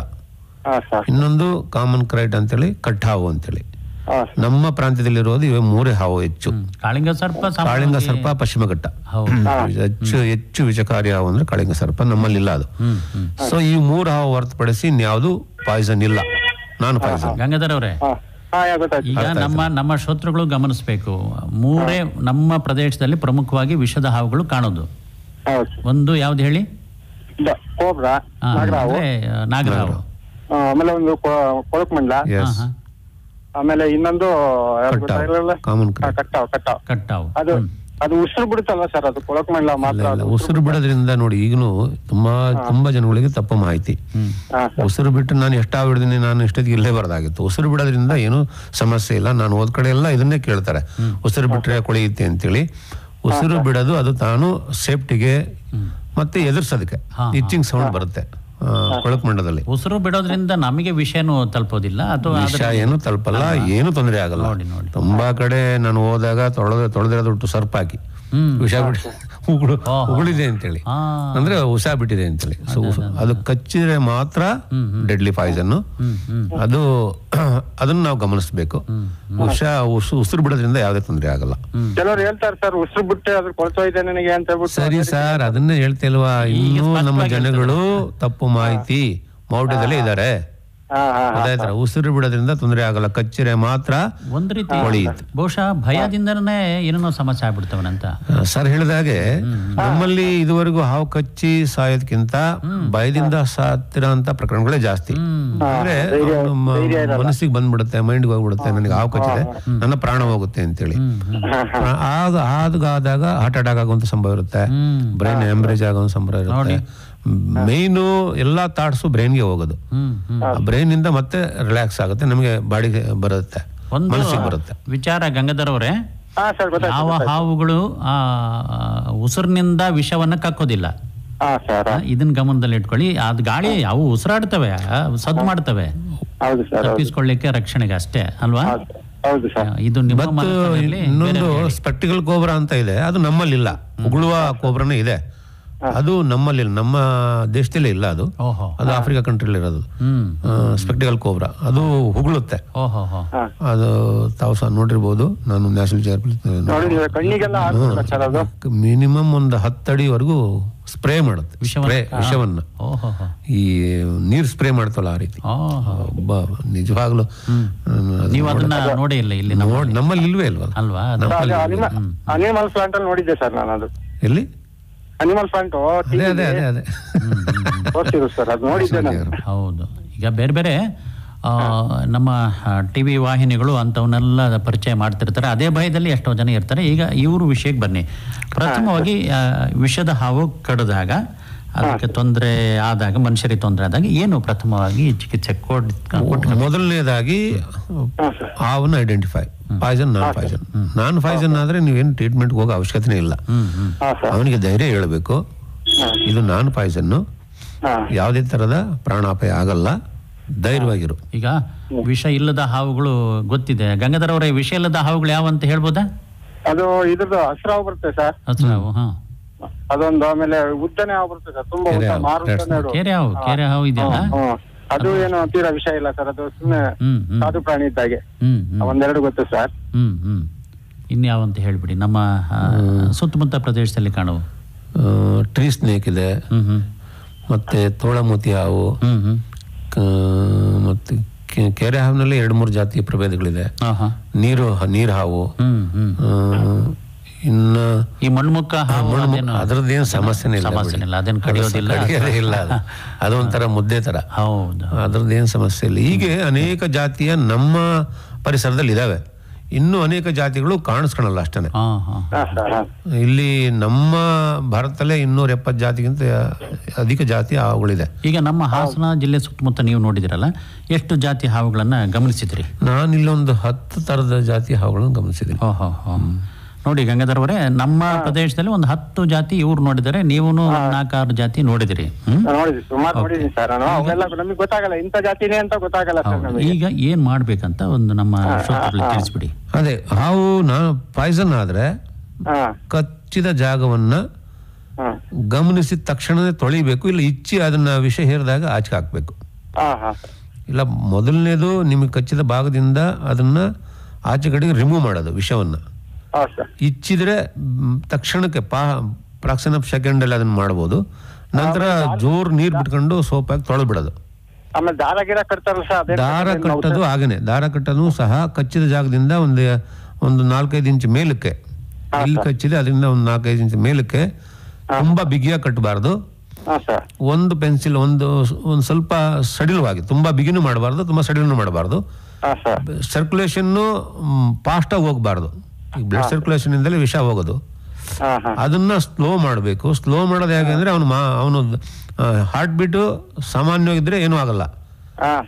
ಯಾವಾಗ ಹಾರ್ಟ್ ಬೀಟ್ ಜಾಸ್ತಿ ಆಗುತ್ತೆ, BP ರೈಸ್ ಆಗುತ್ತೆ, ಆವಾಗ ಬ್ಲಡ್ ಸರ್ಕ್ಯುಲೇಷನ್ ಬೇಗ ಶರೀರಕ್ಕೆ ಹರಡುತ್ತೆ, ವಿಷನೂ ಹರಡುತ್ತೆ. ಸಾಮಾನ್ಯ ಗತಿಲಿದ್ರೆ ತೊಂದರೆ ಆಗಲ್ಲ. ಗಾಬರಿ ಮಾಡ್ಕೋಬಾರ್ದು, ಮನಗಕ್ ಬಿಡಬಾರ್ದು, ಧೈರ್ಯ ಕೊಡಬೇಕು. ನಿನ್ಗೇನು ಆಗಲ್ಲಪ್ಪ, ನಾವು ಟ್ರೀಟ್ಮೆಂಟ್ ಕೊಡ್ತೀವಿ. ತಕ್ಷಣದಲ್ಲಿ ಹತ್ತಿರದ ಗೌರ್ಮೆಂಟ್ ಹಾಸ್ಪಿಟಲ್ ಕರ್ಕೊಂಡು ಹೋಗಿ ಆಂಟಿವೆನಮ್ ಸಿಗುತ್ತೆ, ವ್ಯಕ್ತಿ ಬದುಕಿ ಉಳಿತಾನೆ, ಯಾವುದೇ ರೀತಿ ತೊಂದರೆ ಆಗಲ್ಲ. ತುಂಬಾ ಬಿಗಿಯಾಗಿ ಕಟ್ಟಬಾರ್ದು, ತುಂಬಾ ಸಡಿಲವಾಗಿ ಕಟ್ಟಬಾರ್ದು. ಆ ಸರ್ಕ್ಯುಲೇಷನ್ ಅನ್ನ ಒಂದು ಸ್ಲೋ ಮಾಡಬೇಕು. ವಿಷ ಏರೋದನ್ನ ಏನು ಕಡಿಮೆ ಬ್ಲಡ್ ಸರ್ಕ್ಯುಲೇಷನ್ ಯಾವಾಗ ಸ್ಲೋ ಆಗುತ್ತೆ, ನಿಧಾನ ಗತಿಲಿ ಆಗುತ್ತೆ. ಆಮೇಲೆ ಅವನು ನಡ್ಕೊಂಡು ಕರ್ಕೊಂಡು ಹೋಗ್ಬಾರ್ದು, ಓಡ್ ಹೋಗ್ಬಾರ್ದು. ರಕ್ತ ಪರಿಚಲನೆ ಜಾಸ್ತಿ ಆಗುತ್ತೆ. ಈಗ ಕೆಲವೊಬ್ರು ತಕ್ಷಣ ಬಾಳೆ ದಿಂಡಿನ ರಸ ತೆಗೆದುಕೊಂಡ್ರೆ ವಿಷ ಏರೋದು ಕಡಿಮೆ ಆಗುತ್ತೆ, ಆಮೇಲೆ ಸ್ವಾಮೂತ್ರ ತೆಗೆದುಕೊಂಡ್ರೆ ವಿಷ ಏರೋದು ಕಡಿಮೆ ಆಗುತ್ತೆ. ಹೀಗೆ ನಿಮ್ಮ ಅನುಭವ? ಅನೇಕ ಮಾಹಿತಿಗಳಿದೆ. ನಮ್ಮಲ್ಲಿ ಆಯುರ್ವೇದ ಟ್ರೀಟ್ಮೆಂಟು ಸಹ ಇದೆ. ನಮ್ಮ ದೇಶ ಆಯುರ್ವೇದದ ಮೂಲ. ಆಯುರ್ವೇದದಲ್ಲೂ ಪಕ್ಕಾ ಗೊತ್ತಿರುವಂತ ವ್ಯಕ್ತಿ ಇದ್ರೆ, ಆಯುರ್ವೇದದಲ್ಲಿ ಪಂಡಿತರಿದ್ರೆ ಅದನ್ನು ತಗೊಳ್ಬಹುದು. ಈಗ ತುಂಬೆ ರಸವನ್ನ ಮೂಗಿಗೆ ಹಾಕೋದು, ಬೇವಿನ ಸೊಪ್ಪನ್ನು ತಿನ್ನೋದು ಪ್ರಾಥಮಿಕ ಹಂತದಲ್ಲಿ ಮಾಡೋ ಅಂಥದ್ದು. ಹಾಸ್ಪಿಟ್ಲಿಗೆ ಹೋಗೋಕ್ಕಿಂತ ಮೊದಲು ಅವನಿಗೆ ತುಂಬೆ ರಸವನ್ನ ಮೂಗಿಗೆ 1-2 ಹನಿ ಹಾಕೋದು. ಅವನಿಗೆ ಯಾವುದೇ ವಸ್ತು ತಿಂದ್ರೆ ಅದು ಕಹಿ ಅಂಶ ಗೊತ್ತಾಗಲ್ಲ. ಅದು ಏನು ಅಂಶ ಅಂತ ಗೊತ್ತಾಗೋವರೆಗೂ ಗೊತ್ತಾಗಬೇಕು. ಅವಾಗ ಅದ್ರದ್ದೊಂದು ತಾಟ್ಸು. ವಿಷ ಏರಿದ್ರೆ ಏನು ವಸ್ತು ತಿಂದ್ರು ಅದು ಕಹಿ ಬರಲ್ಲ, ಆ ಥರ. ಹಾಗಾಗಿ ಅದನ್ನ ಮೂಗಿಗೆ 1-2 ಡ್ರಾಪ್ಸ್ ಹಾಕಬೇಕು. ಅದ ರೀತಿ ಒಂದು ಮಾಹಿತಿ. ಈಗ ಇನ್ನ ಕೆಲವು ಔಷಧಿಗಳಿದೆ. ಸರ್ಪ ಕಡಿದಕ್ಕೆ ಬೇರೆ ಥರದ್ದು ಇದೆ. ಅದನ್ನ ಕೆಲವೊಂದು ಗಿಡಮೂಲಿಕೆಗಳು ಮಿಕ್ಸ್ ಮಾಡಿ ಕೊಟ್ರೆ, ಯಾರು ಅದನ್ನ ತಿಳ್ಕೊಂಡಿರ್ತಾರೆ, ಪಂಡಿತರಿರ್ತಾರೆ, ಅವ್ರು ಕೊಟ್ಟು ಹುಷಾರಾಗಿರೋದಿದೆ. ಈಗಲೂ ತುಂಬಾ ಹಳ್ಳಿಗಳಲ್ಲಿ ಇದ್ದಾರೆ. ನಮ್ಮ ಪಕ್ಕದ ಹಳ್ಳಿ ಚಿರಾಕ್ನಲ್ಲಿ ಇದ್ದಾರೆ ಸರ್ ಒಬ್ರು ಲೇಡಿ, ಸುಮಾರು ಜನ ಬದುಕಿಸಿದಾರ ಅವರು. ನೋಡಿ, ಆ ತರದವ್ರನ್ನ ಒಂದು ಪಟ್ಟಿ ಮಾಡಿ ಅವ್ರ ಹತ್ರ ಮಾಹಿತಿ ತಗೊಂಡು ಮತ್ತೆ ಬೇರೆಯವರಿಗೆ ತಿಳಿಸ್ಬೇಕು ಯಾವ ರೀತಿ ಮಾಡ್ತಾರೆ ಔಷಧಿಯನ್ನ, ಏನೇನು ಹಾಕ್ತಾರೆ ಅಂತೇಳಿ. ಸುಮಾರು ಪಂಡಿತರು ಏನ್ ಮಾಡ್ತಾರೆ ಅಂದ್ರೆ, ಇದು ನಮ್ಮ ಸಂತತಿಗೆ ಉಳ್ಕೋಬೇಕು, ಬೇರೆಯವ್ರಿಗೆ ಹೇಳ್ಕೊಡ್ಬಾರ್ದು ಅನ್ನೋ ಒಂದು ತಪ್ಪು ಕಲ್ಪನೆ ಇದೆ. ದಯವಿಟ್ಟು ಅಂತವರು ಆ ಗಿಡಮೂಲಿಕೆಗಳನ್ನು ಸಹ ರಕ್ಷಣೆ ಮಾಡಬೇಕು, ಮತ್ತೆ ಬೇರೆಯವರಿಗೂ ಸಹ ತಿಳಿಸ್ಬೇಕು. ಚೀಲನಾಯಕನಹಳ್ಳಿ ಯಾರು, ಅವ್ರ ಹೆಸರು ಏನಂದ್ರಿ? ಅವ್ರ ಹೆಸರು ಎಂತದ ಇದೆ ಸರ್, ಮಾಸ್ಟರ್ ಮಿಸ್ಸಸ್ ಅವರು ಒಬ್ರು. ಈಗ ಹಾಸನದಲ್ಲೇ ಇದಾರೆ ಸರ್ ಅವ್ರೀಗ. ಹೌದಾ? ಇದು ಹಳೆ ಬಿಟ್ಟಾಯ್ತು. ಈಗ ಎಷ್ಟೋ ಜನ ಅದೇ ಕೊಳಕ್ ಮಂಡಲ ಇದಕ್ಕೆಲ್ಲ 3 ಸಲ ಕರೆದಿದೆ ಪಾಪ, 3 ಸಲನೂ ಹುಷಾರಾಗಿದೆ ಪಾಪ. ಹಳೆ ಬಿಡಿನವರು ಅಲ್ಲೇ ಹೋಗಿ ತಗೊಂಡಿದ್ದಾರೆ. ಪತ್ತೆ ಹೇಳ್ತಾರಂತೆ ಸರ್, ಆ ಪತ್ತೆನ ಯೂಸ್ ಮಾಡ್ಬೇಕಂತೆ. ಹಾವಿಗೆ ಪತ್ತೆ ಮೇನು. ಅವರ ಹೆಸರು ಗೊತ್ತಿಲ್ಲ, ನಂಬರ್ ಇದೆ ನಿಮ್ಮಲ್ಲಿ? ಸರ್ ಇಲ್ಲ ಸರ್, ಅದು ಬೇಕಿದ್ರೆ ನಾನು ಇದಕ್ಕೂ ತಲುಪಿಸ್ತೀನಿ ಸರ್ ಬೇರೆಯವರಿಗೆ. ನೀವು ಈ ಸಂದರ್ಭದಲ್ಲಿ ಹೇಳಿದ್ರೆ ನಮ್ಮ ಜನಗಳಿಗೂ ಗೊತ್ತಾಗ್ತಿತ್ತು. ಇರ್ಲಿ, ಬೇರೆಯವ್ರನ್ನು ಗಮನಿಸ್ಲಿ. ಧನ್ಯವಾದ, ನಮಸ್ಕಾರ ಗಂಗಾಧರ. ಸರ್ ಇನ್ನೊಂದು, ಐಡೆಂಟಿಫೈ ಗೊತ್ತಾಗಿಲ್ಲ ಅಂದ್ರೆ ಸರ್, ಆ ತಕ್ಷಣಕ್ಕೆ ವಿಷದ ಹಾವೋ ಏನು ಅಂತ ಗೊತ್ತಾಗ್ಲಿಲ್ಲ ಅಂದ್ರೆ ಆಗೇನ್ ಮಾಡ್ಬೋದು ಸರ್? ಆವಾಗ ನೀವು ಏನು ಡಾಕ್ಟರ್ಗೆ ಸರಿಯಾದ ಮಾಹಿತಿ ಕೊಡ್ಲಿಲ್ಲ ಅಂದ್ರೆ ಅವರು ಟೆಸ್ಟ್ ಮಾಡ್ತಾರೆ ಒಂದ್ಸರಿ. ಟೆಸ್ಟ್ ಡೋಸ್ ಕೊಟ್ಟು ನಂತರ ಚಿಕಿತ್ಸೆಯನ್ನು ಕೈಗೊಳ್ತಾರೆ. ಸರಿ ಸರಿ, ಥ್ಯಾಂಕ್ ಯು ಸರ್, ಧನ್ಯವಾದ. ಈಗ ಶೇಷಪ್ಪನವ್ರೆ, ಇವರು ಗಂಗಾಧರ್ ಅವರು ಹೇಳಿದ್ರಲ್ಲ, ವಿಷದ ಹಾವು ಅಲ್ವೋ ಹೌದನ್ನೋದು ಅವರಿಗೆ ಒಂಥರ ಗೊಂದಲ ಆಯ್ತು. ಅಂದರೆ ನೀವು ಹೇಳಿದಂಗೆ ಸೋಪು ಹಾಕಿ ತೊಳೆಯೋದು, ಬೀರ್ಸಿನ ಅದನ್ನೆಲ್ಲ ಮಾಡ್ಬೋದು, ತಪ್ಪೇನಿಲ್ಲ. ಅದರಿಂದ ತಪ್ಪೇನಿಲ್ಲ. ಔಷಧಿ ತಗೊಳ್ಬೇಕಾದ್ರೆ ಮಾಹಿತಿ ಇಲ್ಲ ಅಂದ್ರೆ ಟೆಸ್ಟ್ ಡೋಸ್ ಅವ್ರಿಗೆ, ಈಗ ವೆನಮ್ ಕೊಟ್ಟಾಗ ಅದು ರಾಂಗ್ ಟ್ರೀಟ್ಮೆಂಟ್ ಆಗೋಂಥ ಸಂಭವ ಇರುತ್ತೆ. ಈಗ ನಾನ್ ಪಾಯ್ಸನ್ಗೆ ಔಷಧಿ ಬೇಕಾಗಿಲ್ಲ ಅಲ್ವಾ, ಏನೇನೋ ಮಾಡ್ಕೊಂಡ್ಬಿಡ್ತಾರೆ, ಅದು ಒಂದು. ಆಮೇಲೆ ಹಾವಿನ ವಿಷಯದಿಂದಲೇ ಔಷಧಿ ತಯಾರು ಮಾಡೋದು, ಅದರ ವಿಷಯದಿಂದಲೇ. ನಿಜ. ಹಾಗಾಗಿ ಅದು ಅದಕ್ಕೆ ಸಂಬಂಧಪಟ್ಟಂಗಿದ್ರೆ ಮಾತ್ರ ಟ್ರೀಟ್ಮೆಂಟ್ ಅದು ಕ್ಯೂರ್ ಆಗುತ್ತೆ, ಇಲ್ಲಾಂದರೆ ರಾಂಗ್ ಆಗುವಂಥ ಸಂಭವ ಇರುತ್ತೆ. ನಿಜ ನಿಜ. ಕೇಳಿದ್ರೆ ಇವತ್ತು ವಿಶ್ವ ಉರುಗ ದಿನ. ಈ ಹಿನ್ನೆಲೆಯಲ್ಲಿ ಜನತರಂಗ ನೇರ ಪ್ರಸಾರದಲ್ಲಿ ಇವತ್ತು ಶೇಷಪ್ಪನವರ ಜೊತೆಗೆ ಸಂವಾದ, ಹಾಗೆ ನಿಮ್ಮೊಡನೆ ವಿಚಾರ ವಿನಿಮಯ ಇದೆ. ಮಾತಾಡ್ಬೋದು. ನಿಮ್ಮ ಅನುಮಾನಗಳನ್ನು, ಸಂದೇಹಗಳನ್ನು, ಸಮಸ್ಯೆಗಳನ್ನು, ಭಯವನ್ನು ನಿವಾರಣೆ ಮಾಡಿಕೊಳ್ಳೋ ನಿಟ್ಟಿನಲ್ಲಿ ಸಂಪರ್ಕ ಮಾಡಿ. ಮುಂದಿನ ಕರೆ ಯಾರದು? ನಮಸ್ಕಾರ, ಮಾತಾಡಿ. ಯಾರು ತಾವು ಹೇಳಿ? ಕೇಳ್ತಾ ಇದೆಯಾ? ಇಲ್ಲ, ನಿಮ್ಮ ಧ್ವನಿ ಕೇಳಿಸ್ತಾ ಇಲ್ಲ. ಹಾಂ, ಈಗ ತಾವು ಹೇಳ್ತಾ ಇದ್ದೀರಿ ಹಾಸನ ಜಿಲ್ಲೆಯಲ್ಲಿ ನೀವು 18 ವರ್ಷಗಳಿಂದ ಹಾವಿನ ಸಂಪರ್ಕದಲ್ಲಿದ್ದೀರಿ. 2 ಸಾರಿನೂ ಕಡಿಸ್ಕೊಂಡಿದ್ದೀರಿ, ಅದು ನಾಗರಹಾವಿನಿಂದ. ಯಾವ ಇಸ್ವಿಯಲ್ಲಿ ಅಥವಾ ಎಷ್ಟು ವರ್ಷಗಳ ಹಿಂದೆ? ಕಳೆದ 2021ರಲ್ಲಿ ವೆಟರ್ನರಿ ಕಾಲೇಜಲ್ಲಿ ಹಾಸ್ಟೆಲಲ್ಲಿ ಹಾವಿದೆ ಅಂತೇಳಿ ಒಂದು ಕರೆ ಬಂತು.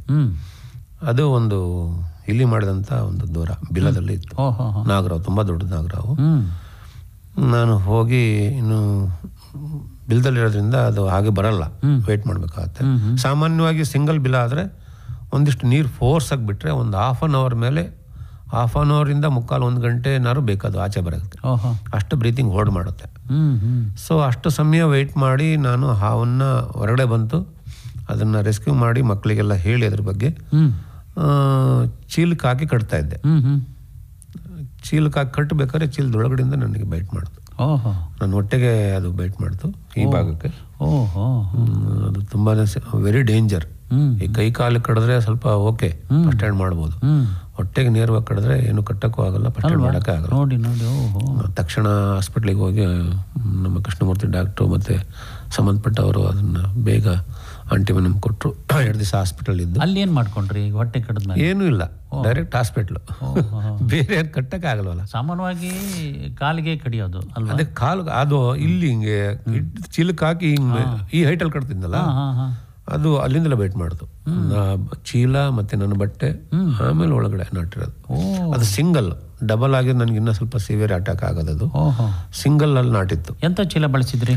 ಅದೇ ಪ್ಲಾಸ್ಟಿಕ್ ಚೀಲನೇ, ಅವ್ರದ್ದು ಅಕ್ಕಿ ಚೀಲ. ಆದ್ರೂ ಹಾಸ್ಟೆಲಿಗೆ ಅಷ್ಟು ಸ್ವಲ್ಪ ದೊಡ್ಡ ಹಾವು, ಹಳೆ ಹಾವು. ಅದು ಬೈಟ್ ಮಾಡ್ರೆ 2 ಹಲ್ಲು ಆಚೆ ಬಂದ್ಬಿಡುತ್ತೆ ಕ್ಲಿಯರ್ ಆಗಿ. ಎಷ್ಟೋ ಸರಿ ನಾನು ಹಾವು ಹಿಡಿದಾಗ ಚೀಲಕ್ಕೆ ಹಾಕಿದಾಗ ಫಸ್ಟ್ ಎಲ್ಲ ಅದು ಹಿಂಗೆ ಮೂತಿ ಮಾಡಿ ಆಚೆಗೆ ಬಂದ್ಬಿಡುತ್ತೆ. ಅದಕ್ಕೆ ಈಗ ಚೀಲಕ್ಕೆ ಹಾಕಲ್ಲ, ಫೋರ್ಸ್ ಮಾಡಿರಿ. ಹಾವು ನಾವು ಹೇಳ್ತೀವಿ ಹಾವು ಏನು ಮಹಾ ಸಣ್ಣದು ಅಂತ. ಒಬ್ಬ ಶಕ್ತಿಶಾಲಿ ವ್ಯಕ್ತಿನೂ ಎಳೆಯೋಕ್ಕಾಗಲ್ಲ ಹಾವನ್ನ. ಅಷ್ಟು ಶಕ್ತಿ ಪ್ರಕೃತಿದತ್ತವಾಗಿ ಭಗವಂತ ಕೊಟ್ಟಿದ್ದಾನೆ ಅದಕ್ಕೆ. ನೀವೇನಾರು ಒಂದು ಯಾವ್ದಾರು ಒಂದು ವಸ್ತುನ ಹಿಡ್ಕೊಂಡ್ರೆ, ಹಂಗೆ ಹಿಡ್ಕೊಳೋದು ಅಂದ್ರೆ ಹಿಂಗೆ ಈ ಥರ ಲಾಕ್ ಮಾಡ್ಕೊಳತ್ತಿಗೆ. ಲಾಕ್ ಮಾಡ್ಕೊಂಡ್ರೆ ನಾವು ಎಳೆದ್ರೆ ಅದರ ಶರೀರ ಡ್ಯಾಮೇಜ್ ಆಗುತ್ತೆ. ಅಷ್ಟು ಬಿಗಿಯಾಗಿ ಹಿಡಿಯುತ್ತೆ ಹಾವು, ಅಷ್ಟು ಗಟ್ಟಿಯಾಗಿ ಹಿಡಿಯುತ್ತೆ. ನಾವು ಸುಮ್ಮನೆ ಹಂಗೆ ಅಂತೀವಿ, ನಾವು ಎಷ್ಟೋ ಸರಿ ನೋಡಿದಾಗ ಅನುಭವ ಆಗಿದೆ. ಅದರಿಂದ ಹಂಗೂ ಎಳೆಯೋಕ್ಕೂ ಆಗಲ್ಲ, ಅದರ ಶರೀರ ಮೇರುದಂಡ ಎಲ್ಲ ಡ್ಯಾಮೇಜ್ ಆಗಿಬಿಡ್ತಾವೆ. ಸೊ ಹಾಗಾಗಿ ಎಳೆಯೋದಕ್ಕಿಂತ ಸೇರಿಸೋದು ಒಳ್ಳೇದು. ಅದನ್ನ ಏನ್ ಮಾಡ್ಬೇಕು, ಸ್ವಲ್ಪ ಫ್ರೀ ಬಿಟ್ಟ ಮೇಲೆ ಅದು ಫ್ರೀ ಆಗಿಬಿಡುತ್ತೆ. ಎಳೆದ್ರೆ ಟೈಟ್ ಮಾಡುತ್ತೆ ಶರೀರವನ್ನ, ಬ್ರೀತಿಂಗ್ನ. ಬಿಟ್ಟಾಗ ಸ್ವಲ್ಪ ಫ್ರೀ ಆಗುತ್ತೆ. ಆವಾಗ ನಾವು ಯಾವ್ದೋ ಸ್ಟಿಕ್ಕಲ್ಲಿ ಅದನ್ನ ಮೂವ್ಮೆಂಟ್ ಮಾಡಿ ಹೊರಗಡೆ ತಿಕ್ಕೋಬೇಕು. ಈ ತರ ನನಗೆ ಅದು ಬೈಟ್ ಆಗಿದ್ದು ವೆಟರ್ನರಿ ಕಾಲೇಜಲ್ಲಿ. ಆಮೇಲೆ ತಕ್ಷಣ ಹಾಸ್ಪಿಟ್ಲಿಗೆ ಹೋಗಿ ಹಿಡಿದ ಟ್ರೀಟ್ಮೆಂಟ್ ತಗೊಂಡು ಆಮೇಲೆ 1 ತಿಂಗಳವರೆಗೂ ಅದು ಪಸ್ ಬಂತು. ಒಂದು ಕಲ್ಲು ಗೆಡ್ಡೆ ಆಗಿರುತ್ತೆ, ಅದು ವಿಷನೇ ಹಾಗೆ. ಕಟ್ಟಿದ ಜಾಗ ಇದು ನಾಗರಾವ್ ಕಡಿದ್ರೆ ಕಲ್ಲು ಆಗುತ್ತೆ ಗಟ್ಟಿ, ಮಂಡಲದಾವ್ ಕಡಿದ್ರೆ ಊತ ಬರುತ್ತೆ, ಕೊಳಿತಾ ಬರುತ್ತೆ. ಅದು ನ್ಯೂರೋಟ್ಯಾಕ್ಸಿನ್ ಮತ್ತು ಹಿಮೋಟ್ಯಾಕ್ಸಿನ್ ಆ ರೀತಿ ಅವುಗಳಲ್ಲಿ ವಿಷ. ಸಾರಿ ನಾಗರಹಾವಿಂದ ಇನ್ನೊಂದ್ಸರಿ ನಾಗರಾವೆ. ಅದು ಒಂದು ಇಂಡಸ್ಟ್ರಿಯಲ್ ಏರಿಯಾದಲ್ಲಿ ಒಂದು ಮೆಟೀರಿಯಲ್ಗೆ ಸಿಗಾಕೊಂಡಿತ್ತು. ಅದನ್ನ ಮೆಟೀರಿಯಲ್ ಸಿಗಾಕೊಂಡು ಅದನ್ನೆಲ್ಲ ಕಟ್ ಮಾಡಿ ತೆಗಿಬೇಕಾಗಿತ್ತು. ನಾನು ತಲೆ ಹಿಂಗೆ ಹಿಡ್ಕೊಂಡಿದ್ದೆ. ಆ ಕಟ್ ಮಾಡಿ ತೆಗಿಬೇಕಾದ್ರೆ ಒಂದು 8-10 ನಿಮಿಷ ಆಯಿತು. ಎಲ್ಲ ಮೆಟೀರಿಯಲ್ಸನ್ನು ಕಟ್ ಮಾಡ್ತಾ ಇದ್ದೆ. ತುಂಬ ಹೊತ್ತು ಹಿಡ್ಕೊಂಡಲ್ಲ ಅಂತೇಳಿ ಒಂದು ಸ್ವಲ್ಪ ಸ್ಟಡಿಲ್ಲ ಮಾಡಿದೆ ಅಷ್ಟೇ. 1 ನೂಲು ಸ್ಟಡಿನೆಲ್ಲ ಮಾಡಿರ್ಬೋದು. ಅದು ನನ್ನ ಥಾಟ್ಸ್ ಈ ಬೆಳ್ಳಿಗೆ ಕಡ್ದು ಅಲ್ಲೇ ಟ್ವಿಸ್ಟ್ ಅಲ್ಲೇ. ಅದನ್ನು ಅದು ಅಷ್ಟು ಸಿವಿಯರ್ ಇದೇನು ತೊಂದರೆ ಆಗಲಿಲ್ಲ. ಆಕಳೇ ನಾನು ಅವನ್ನ ಚೀಲಕ್ಕೆ ಹಾಕ್ಬಿಟ್ಟು ಇದನ್ನೆಲ್ಲ ಇಚ್ಚಿಗೆ ಮಾಡಿ ಇಲ್ಲಿ ದಾರ ಕಟ್ಕೊಂಡು ಬಂದು ಹಾಸ್ಪಿಟ್ಲಲ್ಲಿ ಟ್ರೀಟ್ಮೆಂಟ್ ತೊಗೊಂಡೆ. ಇದು ತುಂಬ ಸಿವಿಯರ್ ಆಯಿತು. ಇದ್ರದ್ದೇನಂತ ಸಮಸ್ಯೆ ಆಗಲಿಲ್ಲ. ಈ ರೀತಿ 2 ಸರಿ ನಾನು ಹಾವಿನ ಕಡಿತಕ್ಕೆ ತುತ್ತಾಗಿದ್ದೀರಿ, ಪಾರಾಗಿದ್ದೀರಿ. ಮುಂದಿನ ಕರೆ ಯಾರದು ನೋಡೋಣ. ನಮಸ್ಕಾರ, ಯಾರು ತಾವು? ನಮಸ್ಕಾರ ಸರ್, ಚಿಕ್ಕಮಗಳೂರಿಂದ. ಯಾವ ಊರಿಂದ? ಚಿಕ್ಕಮಗಳೂರಿಂದ. ಹೆಸರೇನಂದ್ರಿ? ಶಂಕರಾಚಾರ್ಯ ಅಂತ. ಶಂಕರಾಚಾರ್ಯ ಅವರು ಹೇಳಿ ಸರ್. ಈಗ ಹಾವು ಅದ್ರ ಆಹಾರ ಏನು ಸರ್? ಕೆಲವರು ಹಾಲು ಕುಡಿಯುತ್ತೆ ಅಂತಾರೆ. ಅದರ ಹಾವಿನ ಆಹಾರ, ಹಾವಿಗೂ ಹಾವೇ ಆಹಾರ ಆಗ್ತದೆ. ಮತ್ತಿನ್ನು ಬೇರೆ ಬೇರೆ ಹೇಳ್ತಾರೆ, ಕೇಳಿ ಕೇಳಿ. ಸೊ ಹಾವು ಹಾಲು ಕುಡಿಯಲ್ಲ. ಹಾಲು ಕುಡಿದಿದ್ರೆ ಇವತ್ತು ಎಷ್ಟೋ ಅಡಿಗೆ ಮನೆಗಳಲ್ಲಿ ಹಾವು ಇದ್ಬಿಡ್ತಿದ್ವು. ಬೆಕ್ಕುಗಳು ಹೆಂಗೆ? ಹಾವು ಸ್ವಜಾತಿ ಭಕ್ಷಕ. ಹಾವು ಹಾವನ್ನೇ ತಿನ್ನುತ್ತೆ. ಮತ್ತೆ ಅನೇಕ ಕಪ್ಪೆಗಳು, ಕಪ್ಪೆ, ಇಲಿ, ಕೀಟಗಳನ್ನೆಲ್ಲ ತಿನ್ನುತ್ತೆ. ಹಲ್ಲಿಗಳನ್ನು ತಿನ್ನುತ್ತಲ್ವಾ? ಹಲ್ಲಿಗಳನ್ನು ತಿನ್ನುತ್ತೆ. ಜಿರಳೆ ಎಲ್ಲ ತಿನ್ನುತ್ತೆ. ಸಣ್ಣ ಸಣ್ಣ ಪ್ರಭೇದಗಳೆಲ್ಲ ಸಣ್ಣ ಸಣ್ಣದ ತಿನ್ನುತ್ತೆ. ಅದು ರೈತನ ಮಿತ್ರ. ರೈತನಿಗೂ ಸಹ ಮಿತ್ರ, ಪರಿಸರ ಮಿತ್ರ. ಅಲ್ಲ, ಈಗ ಏನಾಗಿದೆ ಅಂದ್ರೆ ತಾವ್ ಹೇಳಿದ್ರಲ್ಲ, ನಿಜದ ಹಾವನ್ನು ಕಂಡ್ರೆ ಹೊಡಿ ಅಂತಾರೆ. ಆಮೇಲೆ ದೇವರು ಅಂತ ಪೂಜಿಸ್ತೀವಿ, ಅದಕ್ಕೆ ಹಾಲನ್ನು ತನಿ ಎರಿಯೋದು, ಈ ತರದ ಪದ್ಧತಿ ಇದೆಯಲ್ಲ. ಹೌದು. ಹಾಗಾಗಿ ಹಾಲು ಅನ್ನುವ ಒಂದು ಪದ್ಧತಿ ಯಾಕೆ ಬಂತು, ಹೇಗ್ ಬಂತು? ಒಳ್ಳೆ ಪ್ರಶ್ನೆ ಇದು. ಹುತ್ತಕ್ಕೆ ಹಾಲು ಹಾಕ್ತಾರೆ, ಹುತ್ತದಲ್ಲಿ ಹಾವಿದೆ ಅಂತ ಅನ್ಕೊಂತಾರೆ. ಇದು ನಮ್ಮ ಪೌರಾಣಿಕದಲ್ಲಿ, ನಮ್ಮ ಇತಿಹಾಸದಲ್ಲಿ ಕೆಲವು ಮಾಹಿತಿಗಳನ್ನು ಕೊಟ್ಟಿರೋದ್ರಿಂದ ನಾವು ಅದನ್ನ ಮಾಡಬೇಡಿ ಅಂತಲೂ ಹೇಳೋಕ್ಕಾಗಲ್ಲ. ಯಾಕೆಂದರೆ ನಮ್ಮದು ಆಧ್ಯಾತ್ಮ ದೇಶ, ಆಮೇಲೆ ವೈವಿಧ್ಯವಾದ ಒಂದು ಕಲ್ಚರ್ ನಮ್ಮದು. ಸೊ ನಂಬಿಕೆಗೆ ನಾವು ವಿರೋಧವಾಗಿ ಮಾತಾಡೋಕ್ಕಾಗಲ್ಲ. ಆದರೆ ಹಾವಿಗೆ ಹಾಲು ಬೇಕಾಗಿಲ್ಲ, ಹುತ್ತಕ್ಕೂ ಹಾಲು ಹಾಕೋ ಅಗತ್ಯನೂ ಇಲ್ಲ. ಹುತ್ತಕ್ಕೆ ಹಾಕಿದ್ರೂ ಸಹ ನೇರವಾಗಿ ಹುತ್ತದ ಬಿಲಕ್ಕೆ ಹಾಕಬಾರ್ದು. ಮಣ್ಣಿನ ಮೇಲೆ ಹಾಕೋದ್ರಿಂದ ಆ ಮಣ್ಣು ತುಂಬ ಶುದ್ಧವಾಗಿರುತ್ತೆ. ಅದನ್ನು ಲೇಪನ ಮಾಡಿಕೊಂಡ್ರೆ ಅನೇಕ ರೋಗಗಳು ನಮಗೆ ಗುಣ ಆಗುತ್ತೆ ಅಂತೇಳಿ ನಮ್ಮ ಆಯುರ್ವೇದ ಶಾಸ್ತ್ರ ಹೇಳುತ್ತೆ. ಇದು ಹಾವಿನ ಜೀವನ ಚರಿತ್ರೆ ಹೇಗೆ ಸರ್? ಅದು ಎಷ್ಟು ದಿನಕ್ಕೆ ಅದು ಮೇಟ್ ಆದ್ಮೇಲೆ ಮರಿ ಹಾಕುತ್ತೆ ಅಥವಾ ಮೊಟ್ಟೆ ಹಾಕುತ್ತೆ? ಅದು ಜೀವನ ಚರಿತ್ರೆ ಶಂಕರಾಚಾರ್ಯ ಆಗ್ಲಿ ಹೇಳ್ತಾರೆ. ಒಂದು ಈಗ ಇದು ಹಣ್ಣು ಕಾಳು ಮತ್ತೊಂದು ಮಗದೊಂದು ತಿನ್ನೋದಿಲ್ಲ ಅಲ್ವಾ ಹಾವುಗಳು? ಇದೊಂದು ಗಮನದಲ್ಲಿ ಇಟ್ಕೊಂಬ್ಲಿ. ಏನಿದ್ರೂ ಜೀವಿಗಳನ್ನು ಹುಡ್ಕೊಂಡು ಹೋಗೋದು. ಜೀವನ ಕ್ರಮ ಹೇಳ್ತಿದ್ದಾರೆ, ಎಷ್ಟು ದಿನ ಬದುಕುತ್ತೆ. ಒಂದೊಂದು ಹಾವಿನ ಜೀವನ ಶೈಲಿ ಮತ್ತು ಆಯಸ್ಸು ಬೇರೆ ಬೇರೆ ಇರುತ್ತೆ. ಸಾಮಾನ್ಯವಾಗಿ ಕೆರೆ ಹಾವುಗಳು, ನಾನ್ ಪಾಯ್ಸನ್ ಹಾವುಗಳೆಲ್ಲ ತುಂಬ ಕಡಿಮೆ ವರ್ಷಗಳು ಬದುಕ್ತವೆ, 12ರಿಂದ 13 ವರ್ಷ. ನಾಗರಾವು 15ರಿಂದ 18 ವರ್ಷ. ಸೊ ಅವು ತಮ್ಮ ಆಹಾರದ ಮೇಲೆ ಡಿಪೆಂಡ್ ಆಗುತ್ತೆ. ನಮಗೆ ಮನುಷ್ಯನಿಗೆ ಟೈಮ್ ಟು ಟೈಮ್ ಆಹಾರ ಸಿಗುತ್ತೆ, ಆದರೂ ಸಹ ನಾವು ಆರೋಗ್ಯನ ಹಾಳು ಮಾಡ್ಕೊಳ್ತೀವಿ. ನ್ಯಾಚುರಲ್ ಆಗಿ ಬದುಕೋ ಪ್ರಾಣಿಗಳು ಭಗವಂತ ಕೊಟ್ಟಂಥ ಆಯಸ್ಸಿನಲ್ಲಿ ಬದುಕಿ ಸಾಯ್ತವೆ. ಎಷ್ಟೋ ಸರಿ ಅವಕ್ಕೆ ಆಹಾರ ಸಿಗಲ್ಲ. ಆಹಾರವನ್ನು ಗ್ರಹಿಸಬೇಕು, ಹುಡುಕ್ಬೇಕು, ಸಂಘರ್ಷ ಮಾಡಿ ತಿನ್ಬೇಕು. ಅದಕ್ಕಾಗಿ ಮನೆಗಳಿಗೆ ಬರುತ್ತೆ, ಇನ್ನೆಲ್ಲ ಬರುತ್ತೆ. ಈಗ ಪ್ರಾಣಿಗಳು ಅಷ್ಟೇ ಊರಿಗೆ ಬರ್ತಿರೋದ್ರಿಂದ ಆಹಾರ ಇಲ್ಲದೆ. ಸೊ ಹೀಗೆ ಒಂದೊಂದು ಜಾತಿಯ ಹಾವುಗಳು ಒಂದೊಂದು ಆಯಸ್ಸನ್ನು ಹೊಂದಿರ್ತವೆ. ಕಿಂಗ್ ಕೋಬ್ರಾ 25ರಿಂದ 28 ವರ್ಷ ಈಗ ಮಾಹಿತಿ ಇದೆ. ಕೆಲವೊಂದು ಜಾತಿ ಹಾವುಗಳು ಕೆಲವೊಂದು ವರ್ಷಗಳು ಇದೆ ಅಂತೇಳಿ ವೈಜ್ಞಾನಿಕವಾಗಿ ಅದನ್ನು ಅಧ್ಯಯನ ಮಾಡಿ ತಿಳಿಸಿದ್ದಾರೆ. ಎಲ್ಲ ಹಾವುಗಳದ್ದು ಒಂದೇ ಆಯಸ್ಸಿರಲ್ಲ. ಈಗ ಮೊಟ್ಟೆ ಇಡ್ತಾವ, ಮರಿ ಇಡ್ತಾವ. ಕೆಲವು ಸಸ್ತನಿ ಮೊಟ್ಟೆ ಇಡ್ತವೆ, ಕೆಲವು ಹಾವುಗಳು ಡೈರೆಕ್ಟ್ ಮರಿ ಮಾಡ್ತವೆ. ಅದರಲ್ಲಿ ನಮ್ಮಲ್ಲಿ ರಜಲ್ ವೈಫರು ಡೈರೆಕ್ಟ್ ಮರಿ ಮಾಡುತ್ತೆ. ವರ್ಷದಲ್ಲಿ 2 ಸರಿ ಅವು ಮೊಟ್ಟೆ ಇಡ್ತವೆ. ಮೇ ಜೂನಲ್ಲಿ ಈಗ ನಾನು ಈ ಕಳೆದ ತಿಂಗಳಲ್ಲಿ ಸುಮಾರು ಮರಿಗಳನ್ನು ಹಿಡಿದೀನಿ, ಮಂಡಲದಾವು ಮತ್ತೆ ನಾಗರಾವಿ ಮರಿನ. ತುಂಬಾ ಮರಿಗಳು, ಕಡಿಮೆ ಅಂದ್ರೆ ಒಂದು 10-15 ನಾಗರಾವಿ ಮರಿ, ಒಂದು 10 ಮಂಡಲದಾವಿನ ಮರಿ. ಒಂದು ಸರಿ ಅದು ಮರಿ ಹಾಕಿದ್ರೆ ಸಾಮಾನ್ಯ ಫಸ್ಟ್ ಪ್ರೆಗ್ನೆಂಟ್ ಅದು ಮರಿ ಮೊಟ್ಟೆ ಇಡಬೇಕಾದ್ರೆ ಒಂದು 10ರಿಂದ 12. ನಂತರ ಅದು ವಯಸ್ಸಾಯ್ತಾ ಸ್ವಲ್ಪ ಇಯರ್ ಆದಮೇಲೆ 15-20-25ವರೆಗೂ ಮೊಟ್ಟೆ ಇಡುತ್ತೆ. ಅಷ್ಟು ಮರಿನೂ ಹಾಕುತ್ತೆ. ಆ ಒಂದೇ ಸರಿ ಮರಿ ಹೊರಗಡೆ ಬಂದಾಗ ಎಲ್ಲವೂ ಆ ಕಡೆ ಡೈವರ್ಟ್ ಆಗ್ತವೆ. ಎಲ್ಲೆಲ್ಲಿ ಬೇಕು ಅಲ್ಲೆಲ್ಲಿ ಹೋಗ್ಬಿಡ್ತವೆ. ಎದಕ್ಕೆ ಅವು ಸಹ ಹುಟ್ಟಿದ ಆಚೆಗೆ ಬಂದ ತಕ್ಷಣ ಅದೇನು ನಮ್ಮಂಗೆ ಪಾಲನೆ ಮಾಡಲ್ಲ, ತನ್ನ ತಾಯಿ ಜೊತೆಗೆ ಇರೋದಿಲ್ಲ. ಆ ಕೂಡಲೇ ಡೈವರ್ಟ್ ಆಗ್ತವೆ. ಎಷ್ಟೋ ಪ್ರಾಣಿಗಳು ತಿಂದು ಸಾಯ್ತವೆ, ಕೆಲವು ರೋಡಿ ಸಿಕ್ ಸಾಯ್ತವೆ.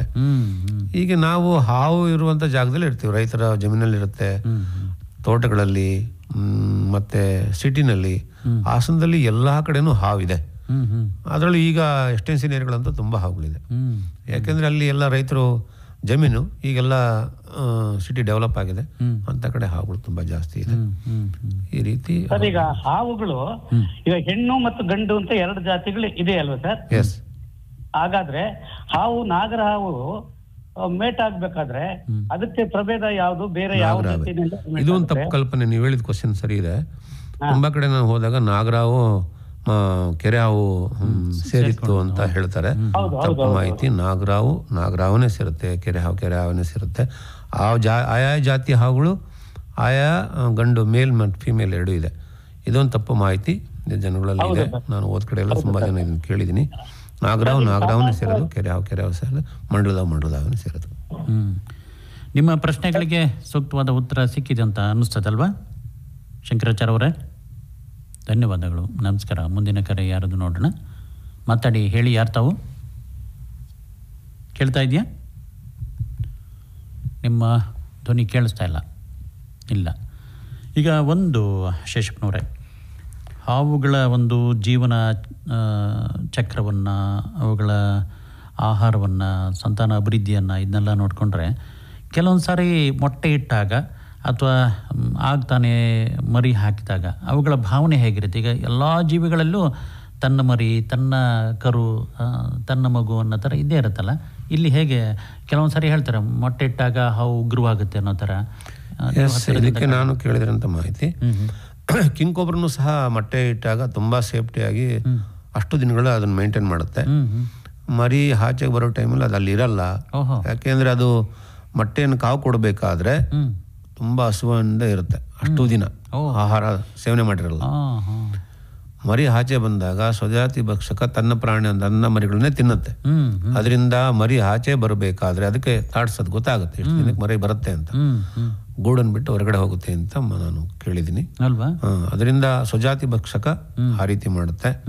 ಆಮೇಲೆ ನಮ್ಮ ಹಾಗೆ ಮನುಷ್ಯನ ಹಾಗೆ ಅನೇಕ ಜಾತಿಯ ಪ್ರಾಣಿಗಳಲ್ಲಿ ಆ ಭಾವನೆ ಇರಲ್ಲ.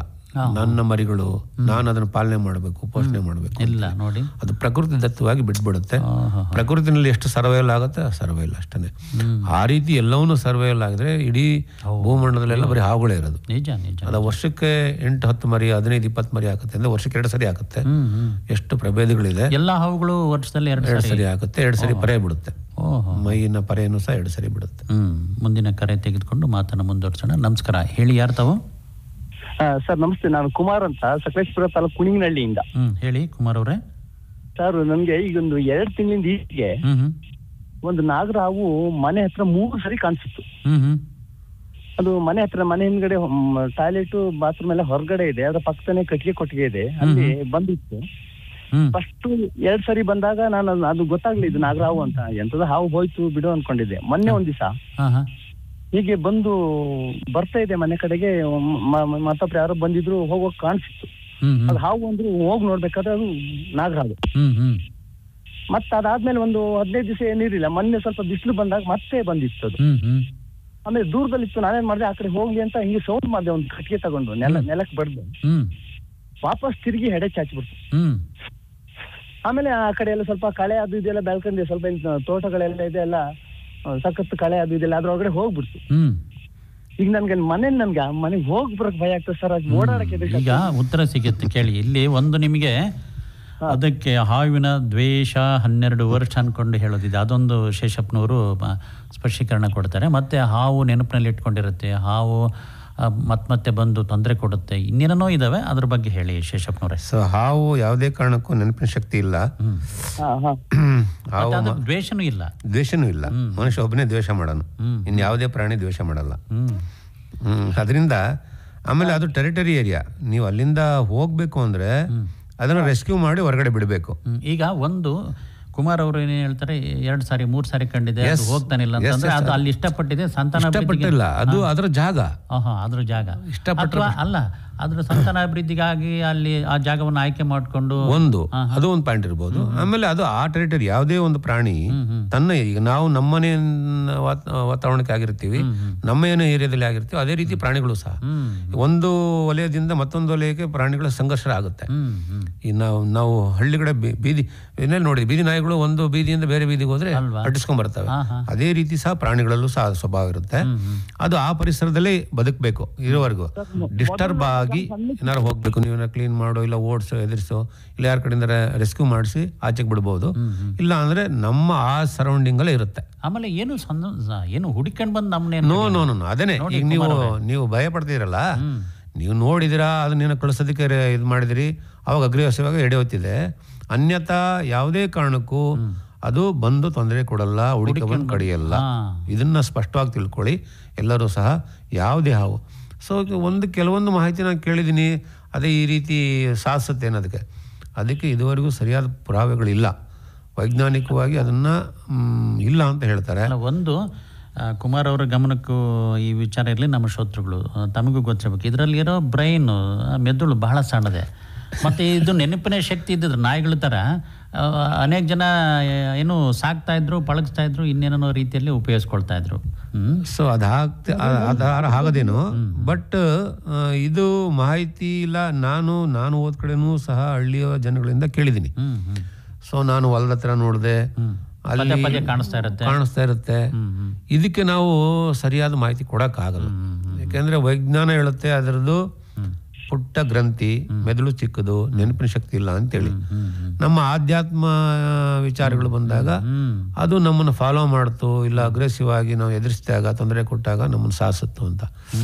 ಸೊ ಇದನ್ನ ನಾವು ಭಯ ಇಟ್ಕೊಂಡು ಬದುಕಬಾರದು. ಒಂದು ಮೇನ್ ಸರ್ ಹೇಳಿದ ಹಾಗೆ ನಮ್ಮ ಭಯನೇ ಕಾರಣ. ಜೋಡರ್ಗೆ ಮರ್ಗೆ ಆ ರೀತಿ ಕೆಲವೊಂದ್ಸರಿ ನಮಗೆ ಆ ಮನಸ್ಸಲ್ಲಿ ಇದ್ರೆ ಎಲ್ಲಿ ನೋಡಿದ್ರು ಹಾವು ಕಾಣ್ತಿರ್ತೇವೆ. ಹಗ್ಗನೂ ಸಹ ಹಾವಾಗ ಕಾಣುತ್ತಲ್ಲ, ಆ ರೀತಿ ಧೈರ್ಯವಾಗಿರಿ, ಏನು ತೊಂದರೆ ಆಗ್ಬೇಡಿ. ಏನಾರು ಬೈ ದ ಚಾನ್ಸ್ ನಿಮ್ಗೆ ಹತ್ರದಲ್ಲಿ ಮನೆ ಹತ್ರ ಬಂದ್ರೆ ಅದನ್ನ ನಿಮ್ಮ ಸಕಲೇಶ್ಪುರದಲ್ಲಿ ಯಾರೋ ಊರ್ಗ ರಕ್ಷಕರು ಇದ್ರೆ ರಕ್ಷಣೆ ಮಾಡಿ ಹೊರಗಡೆ ಬಿಡ್ಬೋದು ಸುರಕ್ಷಿತವಾಗಿ. ಯಾರೋ ಇನ್ನೊಂದು ಐಡಿಯಾ ಕೊಟ್ರು, ಆ ಜಾಗ ಎಲ್ಲ ಫುಲ್ ಅಲ್ಲಿ ಇಲ್ಲಿ ಕಿಮ್ಮೆಟ್ ಅಂತ ಬರ್ತಾರೆ, ಅದನ್ನ ಚೆಲ್ಲಿದ್ರೆ ಅದು ವಾಸನೆಗೆ ಬರೋದಿಲ್ಲ ಮನೆ ಹತ್ರ. ಎಸ್ ಈಗ ಅನೇಕ ರಾಸಾಯನಿಕಗಳಿದಾವೆ. ಅದನ್ನು ಮಾಡೋದ್ರಿಂದ ಹಾವಿಗಿಂತ ಜಾಸ್ತಿ ನಮಗೆ ತೊಂದರೆ, ಮತ್ತಿತರೆ ಜೀವಿಗಳಿಗೂ ತೊಂದರೆ. ಮೇನ್ ಮನುಷ್ಯನಿಗೆ ತೊಂದರೆ. ಅದರ ಏನು ವಾಸನೆ ಇದೆಯಲ್ಲ ಅದು ತುಂಬಾ ಪಾಯ್ಸನ್. ನಮ್ಮ ದೇಹಕ್ಕೆ ಹೋದ್ರೆ ಅದು ನಮಗೂ ಅನೇಕ ತೊಂದರೆಗಳನ್ನು ಕೊಡುತ್ತೆ. ವಾಸನೆ ತಗೊಂಡ್ರೆ ಎಷ್ಟೋ ಸಮಸ್ಯೆ, ಉಸಿರಾಡ ತೊಂದರೆ ಆಗುತ್ತೆ, ಕ್ಯಾನ್ಸರ್ ಬರುವ ಸಂಭವ ಇರುತ್ತೆ. ದಯವಿಟ್ಟು ಆ ಥರದ್ದು ಮಾಡಬೇಡಿ. ಪರಿಸರಕ್ಕೆ ಆದಷ್ಟು ಪರಿಸರವನ್ನು ಉಳಿಸಿ, ಯಾವುದೇ ಕೆಮಿಕಲ್ನ ಹಾಕಬೇಡಿ. ಇವತ್ತೆಲ್ಲವೂ ಸಹ ಕೆಮಿಕಲ್ ಮಯ ಆಗಿದೆ.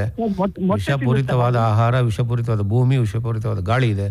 ದಯವಿಟ್ಟು ಆ ವಿಷದಿಂದ ಮನುಷ್ಯ ಹೊರಗಡೆ ಬನ್ನಿ, ಇನ್ನೂ 4 ದಿನ ಹೆಲ್ತಿಯಾಗಿ ಬದುಕಿ ಅಂತ ಹೇಳಲಿಕ್ಕೆ ಇಷ್ಟಪಡ್ತೀನಿ. ಕುಮಾರ್ ಅವರೇ, ಏನ್ ಸರ್? ಮೊಟ್ಟೆ ತಿನ್ನುತ್ತಾ ಹಾವು? ತಿನ್ನುತ್ತೆ. ಅದು 8 ಮೊಟ್ಟೆ ನುಂಗಿರೋದು ನೋಡಿ ನಾಗರಾವ್. ಮೊಟ್ಟೆ ಕೋಳಿ ಮರಿಗಳು. ನೀವು ಕೋಳಿ ಮರಿ ಸಾಕಿದಿರಾ? ಕೋಳಿ ಮರಿಗಳನ್ನ ಸಾಕ್ತಾ ಇದ್ದೀರಾ? ಇಲ್ಲ ಏನಿಲ್ಲ. ಕೆಲವೊಂದ್ಸರಿ ಹುಡ್ಕೊಂಡು ಬರುತ್ತಲ್ವಾ? ಕೋಳಿ ಮರಿ ಮೊಟ್ಟೆ ಎಲ್ಲ ತಿಂದಿರೋದು ನೋಡಿ. ಈಗ ಕುಮಾರಣ್ಣ, ಸರಿ ಹೇಳಿ ಸರ್. ನೀವು ಏನ್ ಮಾಡಿ, ಒಂದು ರೀತಿಯಲ್ಲಿ ಭಯ ಇದೆ. ಇನ್ನೊಂದು ನಿಮಗೆ ಈಗ ಕೆಲವೊಬ್ರು ಯಾಕೆ ಬಹಳ ಜನಗಳು ದೈವಿ ಭಕ್ತರು ದೇವ್ರ ಮೇಲೆ ಭಾರ ಹಾಕ್ತಾರೆ, ಏನೋ ಹರಕೆ ಹೊತ್ಕೊಳ್ತಾರೆ, ಅಥವಾ ಏನೋ ಒಂದು ಪ್ರಾರ್ಥನೆ ಮಾಡ್ಕೊಳ್ತಾರೆ, ಅಥವಾ ಅದಕ್ಕೆ ಹಾವಿಗೆ ಪ್ರಾರ್ಥನೆ ಮಾಡಿಕೊಂಡು ನೀನು ಇಲ್ಲಿಂದ ಹೋಗ್ಬಿಡಪ್ಪ, ನಮಗೆ ತೊಂದರೆ ಮಾಡಬೇಡ ಅಂತ ಹೇಳಿ ಕೋರ್ಕೊಂಬಿಡಿ, ಹೋಗ್ಬಿಡುತ್ತೆ, ನಿಮಗೂ ಏನು ಸಮಸ್ಯೆ ಮಾಡಲ್ಲ. ಈಗ ಹಾವು ತಾನಾಗಿ ಬಂದು ಏನು ಮಾಡಲ್ಲ, ಅದು ನಮಗೂ ಗೊತ್ತಿದೆ. ನಾನು ಗೊತ್ತಿದ್ದೆ ಆಫೀಸ್ಗೆ ಎಲ್ಲಾದ್ರೂ ಮೆಟ್ಟಿ ಬಿಟ್ಟರೆ ಸುಮ್ಮನೆ ಬಿಡ್ತದ ಅಂತ ನನ್ಗೆ. ಈಗ ನಾವು ಸಾಕಿದ ನಾಯಿನೇ ನಮ್ಮನ್ನ ಬಿಡಲ್ಲ ಕಾಲ್ ಮೆಟ್ಟಿದ್ರೆ. ಓಡಾಡೋ ಜಾಗ ಬೈ ಮಿಸ್ ಆಗ ಅಂತದ್ದು ಅಷ್ಟೇ, ಅಪರೂಪ. ನೀವು ಹಾವು ತುಣಿಬೇಕು ಅಂತೇನು ಹೋಗಲ್ಲ. ನೀವು ಯಾವುದೋ ಮೂಡಲ್ಲೋ ಇಲ್ಲ ಒಳಗಡೆ ಬರ್ಬೇಕಾರೋ ಆ ಜಾಗದಲ್ಲಿ ಅದು ಪಾಸ್ ಆಗ್ಬೇಕಾರೆ ನಿಮ್ಮ ಕಾಲೇನು ತಗಲಿಯೋ ಆ ಥರ. ಅದು ಏನು ಕಡಿಬೇಕು ಅಂತ ಕಡಿಯಲ್ಲ, ಯಾರೋ ತುಣಿದ್ರು, ನನಗೆ ಯಾರೋ ತೊಂದರೆ ಕೊಟ್ರು ಅಂತೇಳಿ ಅದು ರಕ್ಷಣೆಗೋಸ್ಕರ ಬೈಟ್ ಮಾಡ್ತವೆ. ಒಂದು ಕೋಲ್ ಹಿಡ್ಕೊಂಡು ಓಡಾಡ್ತಾ ಇದ್ರೆ ರಾತ್ರಿ ಸಮಯ ಸ್ವಲ್ಪ ಹುಷಾರಾಗಿ ಓಡಾಡಿ, ಹೊರಗಡೆ ಬರ್ಬೇಕಾದ್ರೆ ಲೈಟ್ ಹಾಕೊಂಡು ಬನ್ನಿ. ಆಮೇಲೆ ಇನ್ನೊಂದು, ನಿಮ್ಮ ಮನೆ ಹತ್ರ ನಾಗರ ಹಾವು ಇದೆ ಅಂದ್ರೆ ಎಷ್ಟೋ ಜನ ಹತ್ರ ಬರಲ್ ಬಿಡಿ. ಸೈನ್ಯಕ್ಕೆ ಇದ್ದಂಗೆ ಅದೊಂಥರ. ನಾಗರಾವು ನಿಶಾಚರಿಯಾ? ರಾತ್ರಿ ಕೂಡ ಓಡಾಡ್ತದ ನಾಗರಾವು? ಅವು ಸರೀಸೃಪಗಳು ಬೇಟೆ ಆಡೋದು ರಾತ್ರಿ ಸಮಯನೇ ಹೆಚ್ಚು ನೋಡಿ. ಇಲಿಗಳು ಆಮೇಲೆ ಬೇರೆ ಬೇರೆ ಜೀವಿಗಳು ಚುರುಕಾಗಿರ್ತಾವಲ್ಲ. ಭಯವನ್ನ ಆಚೆ ಇಡಿ. ಒಳ್ಳೇದಾಗ್ಲಿ ಕುಮಾರ್ ಅವರೇ. ನಮಸ್ಕಾರ. ಮುಂದಿನ ಕರೆ ಯಾರದು? ನಮಸ್ಕಾರ, ಹೇಳಿ, ಮಾತಾಡಿ. ಕೇಳ್ತಾ ಇದೆಯಾ? ನಿಮ್ಮ ಧ್ವನಿಗೆ ಕೇಳಿಸ್ತಾ ಇಲ್ಲ. ಓಕೆ, ನೇರ ಪ್ರಸಾರದಲ್ಲಿ ಶ್ರೋತೃಗಳೇ, ವಿಶ್ವ ಉರಗ ದಿನದ ಸಂದರ್ಭದಲ್ಲಿ ಜನತರಂಗ ಕಾರ್ಯಕ್ರಮದಲ್ಲಿ ಹಾವುಗಳ ಬಗ್ಗೆ ಇನ್ನಷ್ಟು ಮಾಹಿತಿ ಬಿತ್ತರವಾಗ್ತದೆ. ಈಗ 10 ಗಂಟೆ 52 ನಿಮಿಷ. ನಾವು ನೋಡೋಣ, 11 ಗಂಟೆಗೇನು ಮುಗಿಸಲ್ಲ, ಇನ್ನೂ ವಿಷಯಗಳಿದ್ದಾವೆ. ಕರೆ ಮಾಡೋರು ಇದ್ದೀರಿ. ನಿಮ್ಮಲ್ಲಿರುವ ಸಂದೇಹಗಳನ್ನು ಈಗಾಗಲೇ ಕೆಲವಾರು ಜನ ಮಾತಾಡಿ ಹಾವು ಹಿಡಿಯೋದ್ರ ಬಗ್ಗೆ ಕೇಳಿದಿರಿ, ಪ್ರಥಮ ಚಿಕಿತ್ಸೆ ಕೇಳಿದಿರಿ, ಆಮೇಲೆ ಹಾವಿನ ಜೀವನ ಚಕ್ರವನ್ನು ಪಡ್ಕೊಂಡಿದ್ದೀರಿ. ಮತ್ತು ಹಾವು ನಮ್ಮಲ್ಲೇ ಸುತ್ತಾಡ್ತಾ ಇದೆ ಅಂತ ಅಂದ್ಕೊಂಡು ಈಗ ತಾನೇ ಕುಮಾರ್ ಅವರು ಮಾತಾಡಿದರು. ಹೀಗೆ ಅದನ್ನು ಹೊರತಾಗಿ ಮತ್ತಿನ್ನು ಏನು ಪ್ರಶ್ನೆಗಳಿದಾವೆ ಅನ್ನೋದನ್ನ ಬಗ್ಗೆ ನೀವು ಮಾತಾಡ್ಬೋದು. ಶೇಷಪ್ಪನವರು, ಈಗ ಹಾವಿನ ದ್ವೇಷ ಅನ್ನೋದು ಇಲ್ಲವೇ ಇಲ್ಲ, ಅದ್ರ ಬಗ್ಗೆ ಯಾರೂ ಯೋಚನೆ ಮಾಡುವ ಅಗತ್ಯ ಇಲ್ಲ ಅಲ್ವಾ ಶೇಷಪ್ಪನವರೇ? ಮತ್ತು ಬರೀ ಹಳ್ಳಿಯಲ್ಲ, ಪಟ್ಟಣದಲ್ಲೂ ಹಾವುಗಳು ಇದ್ದಾವೆ.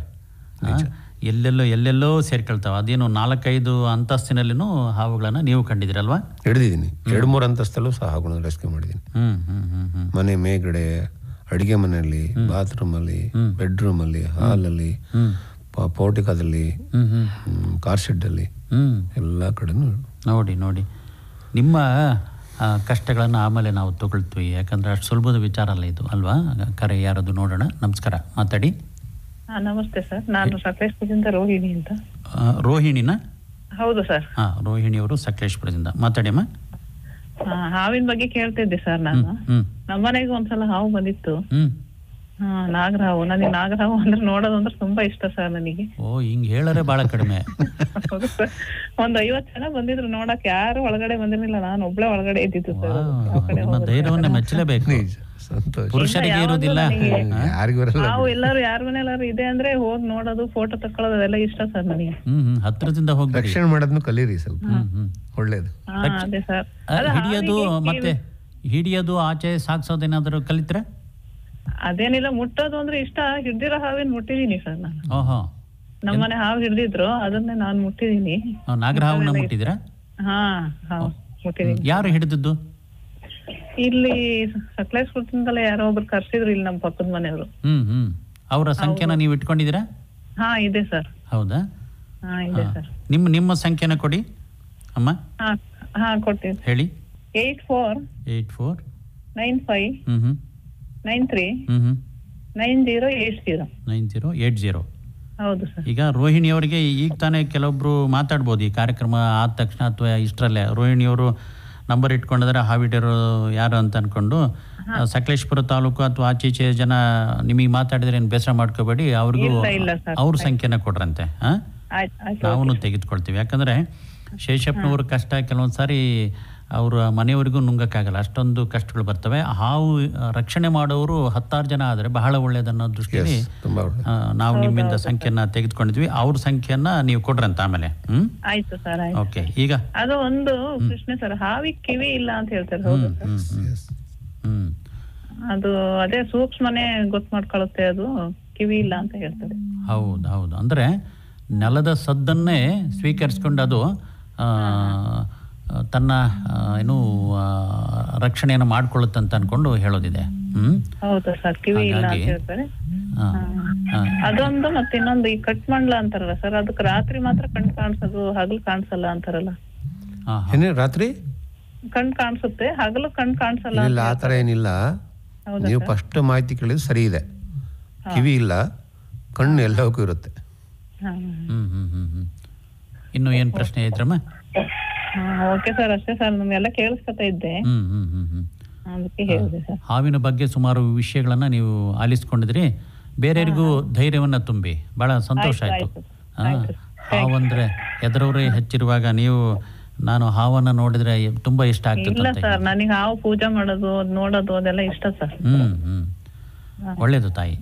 ಯಾರಿಗೂ ಹೊಡಿಯಕ್ ಬಿಡಲ್ಲ ಸರ್, ನಾವು ಇಲ್ಲಿ ನೋಡಿದವ್ರಿಗೆ. ತುಂಬಾ ಸಂತೋಷ. ಒಳ್ಳೆ ಮಾತು ನೋಡಿ. ಹೊಡೆದು ಸಾಯಿಸೋದ್ರಿಂದ ಪರಿಸರದ ಮೇಲೆ ಪರಿಣಾಮಗಳೇ ಅಲ್ವಾ? ಹೌದು. ಧನ್ಯವಾದ. ನಮಸ್ಕಾರ ಶೇಷಪ್ಪನವರೇ. ಈಗ ಪರಿಸರದ ಸಂರಕ್ಷಣೆಯಲ್ಲಿ ಹಾವುಗಳ ಪಾತ್ರದ ಬಗ್ಗೆ ಉಲ್ಲೇಖ ಮಾಡಬೇಕು. ಕರೆಗಳು ಬರ್ತದೆ, ನೋಡೋಣ. ಹೇಳಿ.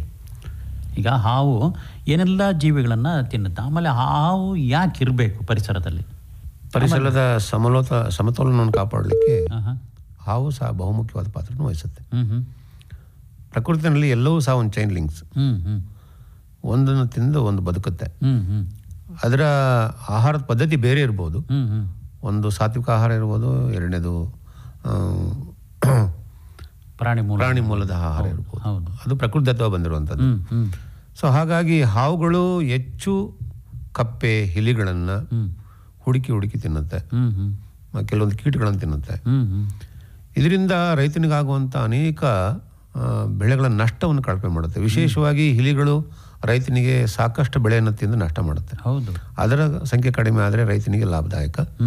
ಕೀಟಗಳು ಸಹ ಬೆಳೆಯನ್ನು ನಾಶ ಮಾಡ್ತವೆ, ಅದರ ಸಂಖ್ಯೆ ಕಡಿಮೆ ಆದರೆ ರೈತನಿಗೆ ತುಂಬ ಸಹಾಯಕ. ಹೀಗೆ ರೈತನ ಮಿತ್ರ ಅಂತೇಳಿ ಹಾವನ್ನು ನಾವು ಕರಿತೀವಿ. ಅದು ವಾಸ್ತವ ಸತ್ಯನೂ ಸಹ ಹೌದು.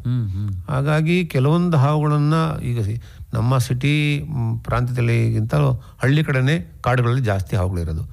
ಹೊಲ ಗದ್ದೆ ಜಮೀನುಗಳಲ್ಲಿ ಅಲ್ಲಿ ಇಲ್ಲಿ ಅದಕ್ಕೆ ಬೇಕಾದಂಥ ಆಹಾರ ತುಂಬ ಜಾಸ್ತಿ ಸಿಗುತ್ತೆ. ಜೊತೆಗೆ ಅದು ರೈತನಿಗೆ ಸಹಾಯದಾಯಕವಾಗಿ ಮಾಡುತ್ತೆ. ಹೀಗೆ ಹಾವುಗಳ ರಕ್ಷಣೆ ಬಹುಮುಖ್ಯವಾದ ಪಾತ್ರವನ್ನು ವಹಿಸುತ್ತೆ ಪ್ರಕೃತಿನಲ್ಲಿ. ಆಮೇಲೆ ಮುಂದಿನ ಪೀಳಿಗೆಗಾಗಿ ನಾವು ಹಾವುಗಳನ್ನು ರಕ್ಷಣೆ ಮಾಡಬೇಕು. ಎಷ್ಟೋ ಜೀವರಾಶಿಗಳು ಈಗ ಭೂಮಿ ಮೇಲೆ ನಶಿಸಿ ಹೋಗಿದೆ. ಆ ವಿಷಯನ ಈ ಕರೆ ತೆಗೆದುಕೊಂಡು ಮುಂದುವರ್ಸೋಣ. ಎಸ್, ಮುಂದಿನ ಕರೆ ಯಾರದು? ನಮಸ್ಕಾರ, ಹೇಳಿ ಸರ್. ಅವಾಗ್ಲೇ ಕಟ್ಟಾಯ್ತು. ನಾನ್ ಲಕ್ಷ್ಮೀಪುರಂ ಬಡಾವಣೆಯಿಂದ ಪದ್ಮ ಅಂತ. ಹೇಳಿಮ್ಮ ಪದ್ಮ ಅವರೇ. ಸರ್ ಅದೇನಾಗಿದೆ ಗೊತ್ತಾ ಸರ್, ಇದು ಮಲ್ಲಿಗೆ ಗಿಡ ಇದ್ರೆ ಹಾವು ಜಾಸ್ತಿ ಬರುತ್ತೆ, ಅದಕ್ಕೆ ಒಂದು ನಾಗದಾಳಿ ಗಿಡ ಹಾಕಿದ್ರೆ ಬರಲ್ಲ ಅಂತಾರೆ. ಅದು ಒಂದು. ಮತ್ತೆ ಹಾವು ಬಂದು ಹೋದಾಗ ಅದ್ರ ಹೆಜ್ಜೆ ಹಾವು ಹಿಡಿಯೋರ್ಗೆ ಗೊತ್ತಾಗುತ್ತಂತೆ. ಅದು ಎರಡು ಕೇಳಿ. ಈಗ ಒಂದು ಮಲ್ಲಿಗೆ ಗಿಡಗಳ ಹತ್ರ ಹಾವು ಆ ಸುವಾಸನೆಗೆ ಬರುತ್ತೆ ಅನ್ನೋದು ಸುಳ್ಳು ಸತ್ಯ? ಹೇಳಿ.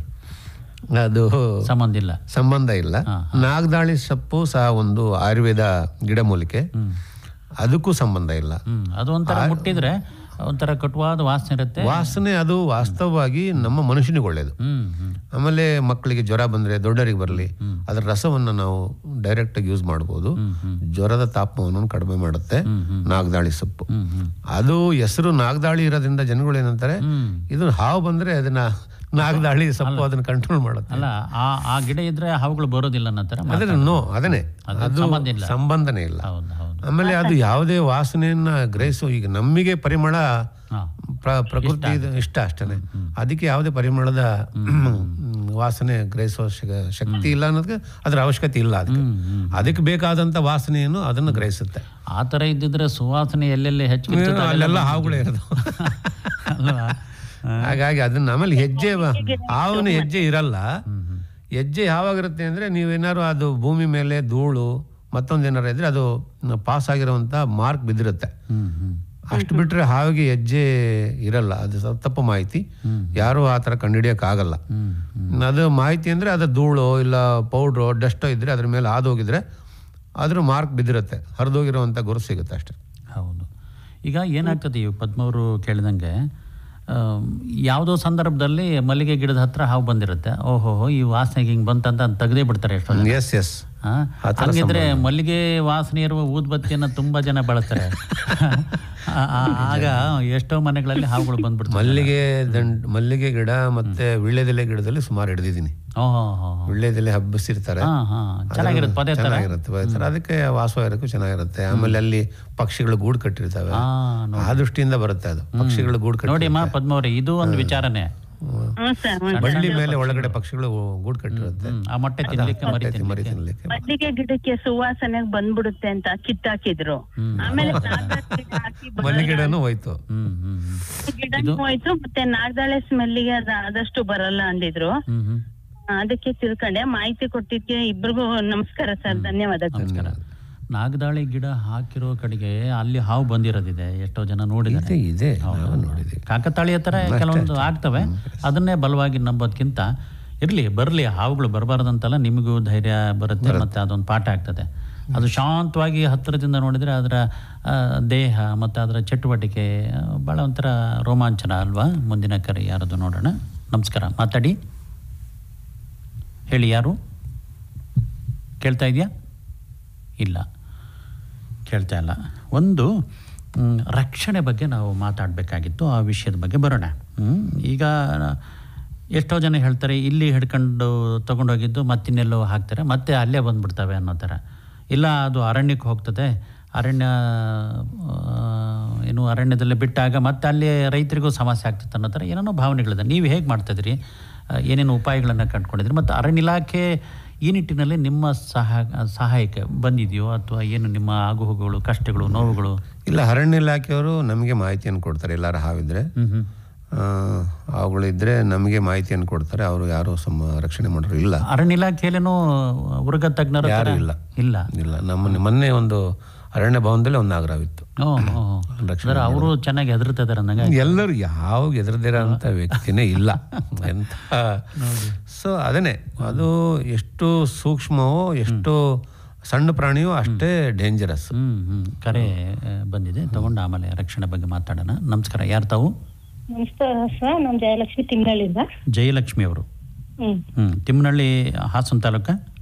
ಹಾಸನ ತಾಲೂಕು, ದುದ್ದ ಹೋಬ್ಳಿ. ಹೇಳಿ ಅಮ್ಮ, ಹೇಳಿ. ಸರ್, ಹಾವು ಅಲ್ಲ ನವಿಲು ಹಾವು ತಿನ್ನುತ್ತಾ?